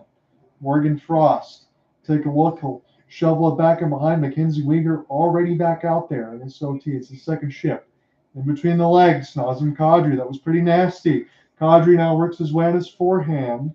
As he gets it toward the right dot, here's a pass from right to left, and Weegar bounces up in the air. Samsonov tries to meet it, lost his goal stick. Kadri! The shot gets blocked. He tries to fight it in between the crowd. Jonathan Huber now tries to get a puck retrieval as Samsonov does get his stick back. Kadri, if that shot didn't get blocked, I might have got my overtime winner. Brandon Saad. Now we'll start it again. Again, 40-27 on the shot board. Saad's already got one. Saad tried to step through Mackenzie Weegar.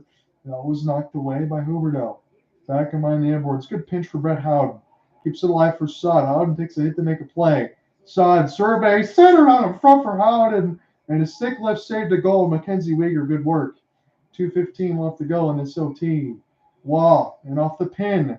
It's loose, high slot for Saad. One more touch. Wolf tries to keep the stick out in front. Here's a chance. Extra pass. Wolf is down. Oh, what a save. Oh, at the goal line. Is it in? Is the question. I don't think so. I don't think this ever crossed the goal line. What an effort by Dustin Wolf to keep this one out. Why are you even kidding me with that? I don't even know where to begin with this. I almost made him over the front of the crease with Brett Howden almost firing in and the game-winning goal, if not for a great stick lift by Mackenzie Weegar. And Ilya Samsonov, he was all over the puck, lost his goal stick in the midst of the chaos with Jonathan Huberdeau. He might have forced Samsonov out. So if this was a goal at that point, Vegas could have challenged for a goaltender interference. But Wolf, as he was down, he stopped Saad of getting the game winner. And on his feet, he shuts the door. Are you kidding? I feel like I'm calling a playoff game. This has been a ton of fun. This would be one of the games of the night. As this is sent the other way, here's a chance in off the backboards. Barbashev off the recollect. On his backhand shoulder, then another save for Wolf. He has been excellent. See if the Flames can break out with speed. It's Sharon Galvich on his backhand feed across. Oh, stopped by Samsonov. As this game continues to deliver buffet style. 135 off the go on the OT. Theodore off the gun hurdle. Wolf, he slides over. Rasmus Anderson on a breakaway. Can he do it? Stoots off the outside of the post. My goodness. And now the other way come the Flames. This has been one of the wildest games I think I've seen all year. And it's fitting in this game 81 from the long layoff that I've had. It's Coronado. Now for Weegar. And slow back down for Morgan Frost. Let's all take a breath. 1 minute left to go if we need it all. Morgan Frost up the gut, still dancing. And this one finally taken away by Vegas. Let's go to a shootout if we need it. 50 more seconds. Wild Bill's got it in his own end. Coronado was the long forechecker. He's going to peel back. This game has been ridiculous. Riley Smith with a toe drag. Setting up a 2-on-1. He feeds it across. Wolf plays it, throws it out. Now the Flames are going to get another breakaway here, but they say no as it's played with a hand, and Coronado is fuming. Oh my goodness. What? If I were to tell you again and to hear, what in the world are we watching right now? The officials have deemed that Dustin Wolf covered up the puck. And they can argue that Coronado and Wolf are the two angriest guys on the ice because Wolf was trying to play the puck. The officials were not having any of that. Off the 2-on-1, Sharon Govitz, he tried to feed it in front for Connie Michael Backwood, who got by Tomas Hurdle. Then Rasmus Anderson on a breakaway. He just ran the outside the post on Ilya Samsonov. And then a one-timer across from Victor Olofsson on the cross-ice feed. Wolf, he tried to play like a quarterback. The officials said no to that one, and they put 3 seconds back under the clock, showing 36.2. That's crazy, Alec, because I agree with you. I thought Wolf played that quickly. He was trying to get the break the other way. He knew exactly what he was doing. I'm surprised that it got blown dead. as it's 25 seconds left to go in the OT. Nazem Kadri off the 1-on-2. He's on his back skate. What a move! Sets up Anderson. Laps it behind the net. Can't get the shot off. This game is crazy. I'm just telling you that right now. This was one of my favorite ones of the year. What a pass. This goes off the outside of the backboards. And now Huberdeau down to 5 seconds. This has been absolute theater. Let's go to a shootout. Oh, even for a game in which it doesn't look like it has any meaning left, it does know when to deliver the throws. I'm surprised that nobody has ended this game in overtime. Countless chances, countless goal-scoring opportunities. The goaltender standing on their head. It was a little bump, but William Karlsson managed to stick with Rasmus Anderson the whole way when he was trying to do his wraparound.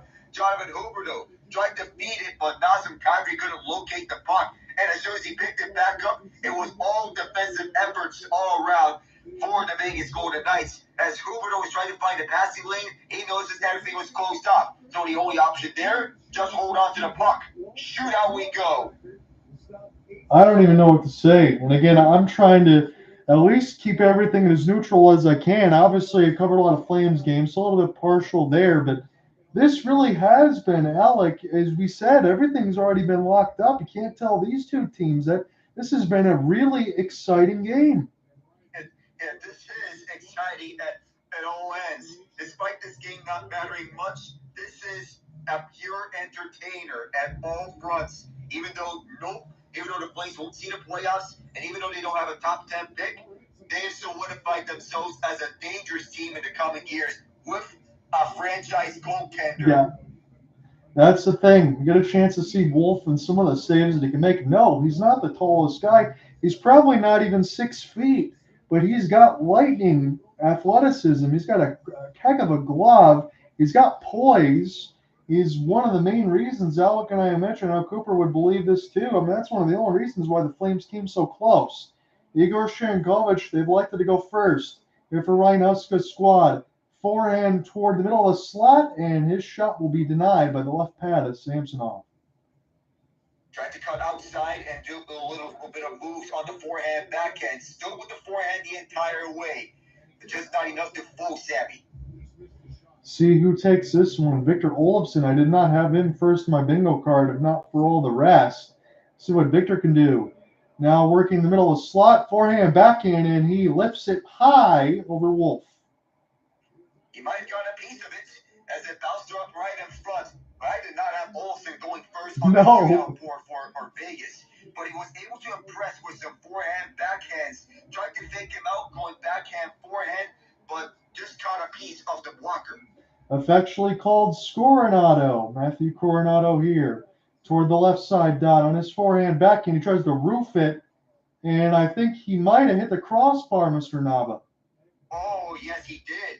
He may have hit that crossbar, so we say not up at 0-0, just right off the outside of it. He made the moves. There was an opening at the top corners, but just rang off the post.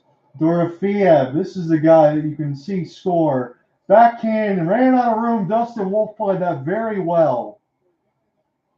Stay concentrated with it, and so far it's been the goaltenders taking over both in overtime and in the shootout.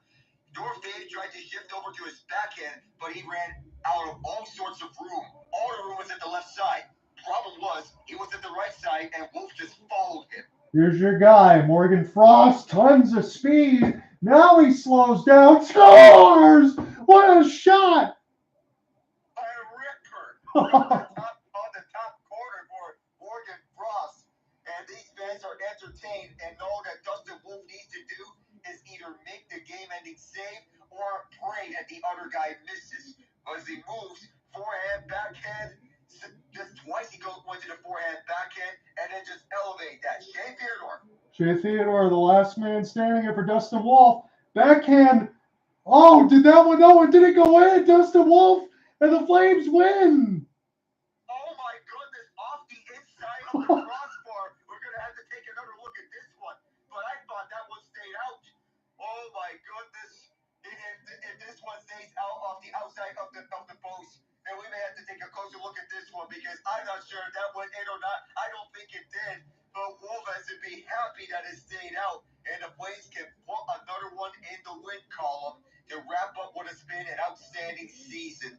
They got one game left on Thursday, that's at Los Angeles, but they all surround Wolf as the hero that this team so needs as a franchise goaltender of the future. Man, I agree with you completely. I'm surprised that we did not get a secondary replay. I think you said it right. It went off the inside of the post and stayed out because it looked like Theodore was going to lift that thing to the back of the mesh.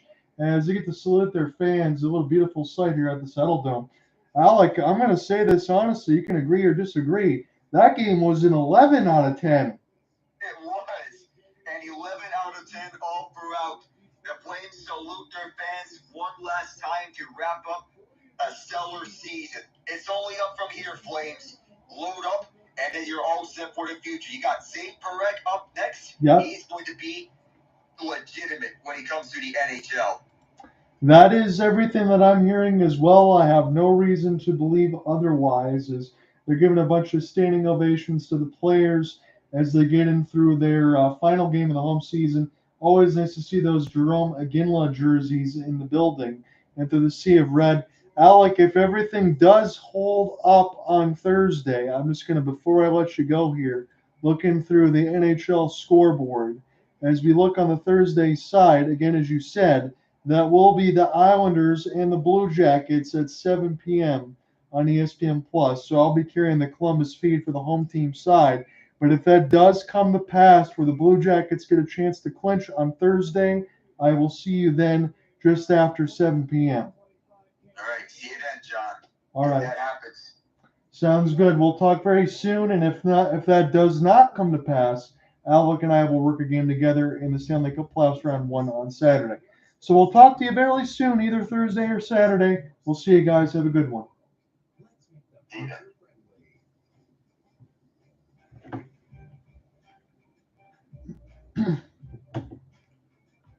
I don't even know what to say. I mean, we go into that game, and look, Alec and I mentioned over from the third period that there was nowhere else to go for the Calgary Flames. David, who was in here, I apologize, I didn't get to all of your comments, but he laid everything out from Alec and I and from Ian that were in here as far as the playoff scenarios. And the St. Louis Blues and the Minnesota Wild have clinched today, so that finishes everything else in the West. The Flames do get their win. They get 2 points, but they will not be playing playoffs this year. Blues have 96 points. Their first round matchup is going to be against the Winnipeg Jets, and the Minnesota Wild will play the Vegas Golden Knights. Your 2 and 3 are all set up as well because the Los Angeles Kings will play the Edmonton Oilers and the Dallas Stars will play the Colorado Avalanche. If that game is indeed on Saturday, that will be what Alec and I covered. And the one last thing before we close up shop today, for the YouTube side, everyone else has been eliminated, but the only open spot available is Montreal and Columbus. If Montreal does not get their win tomorrow and they lose in regulation, and Columbus wins in regulation, they will have the last spot. That is what Alec and I are hoping for, and alongside with the Gaudreau family to see them get in. I just want to see them get in and see what they can do. Alec and I will be back as soon as Thursday. If not, we will see you for a round 1 game on Saturday. Have a good one, guys. It's been good to be back. This was one of the most bananas games I've seen all year. I'm glad that we got to cover it. We'll talk very soon. Peace.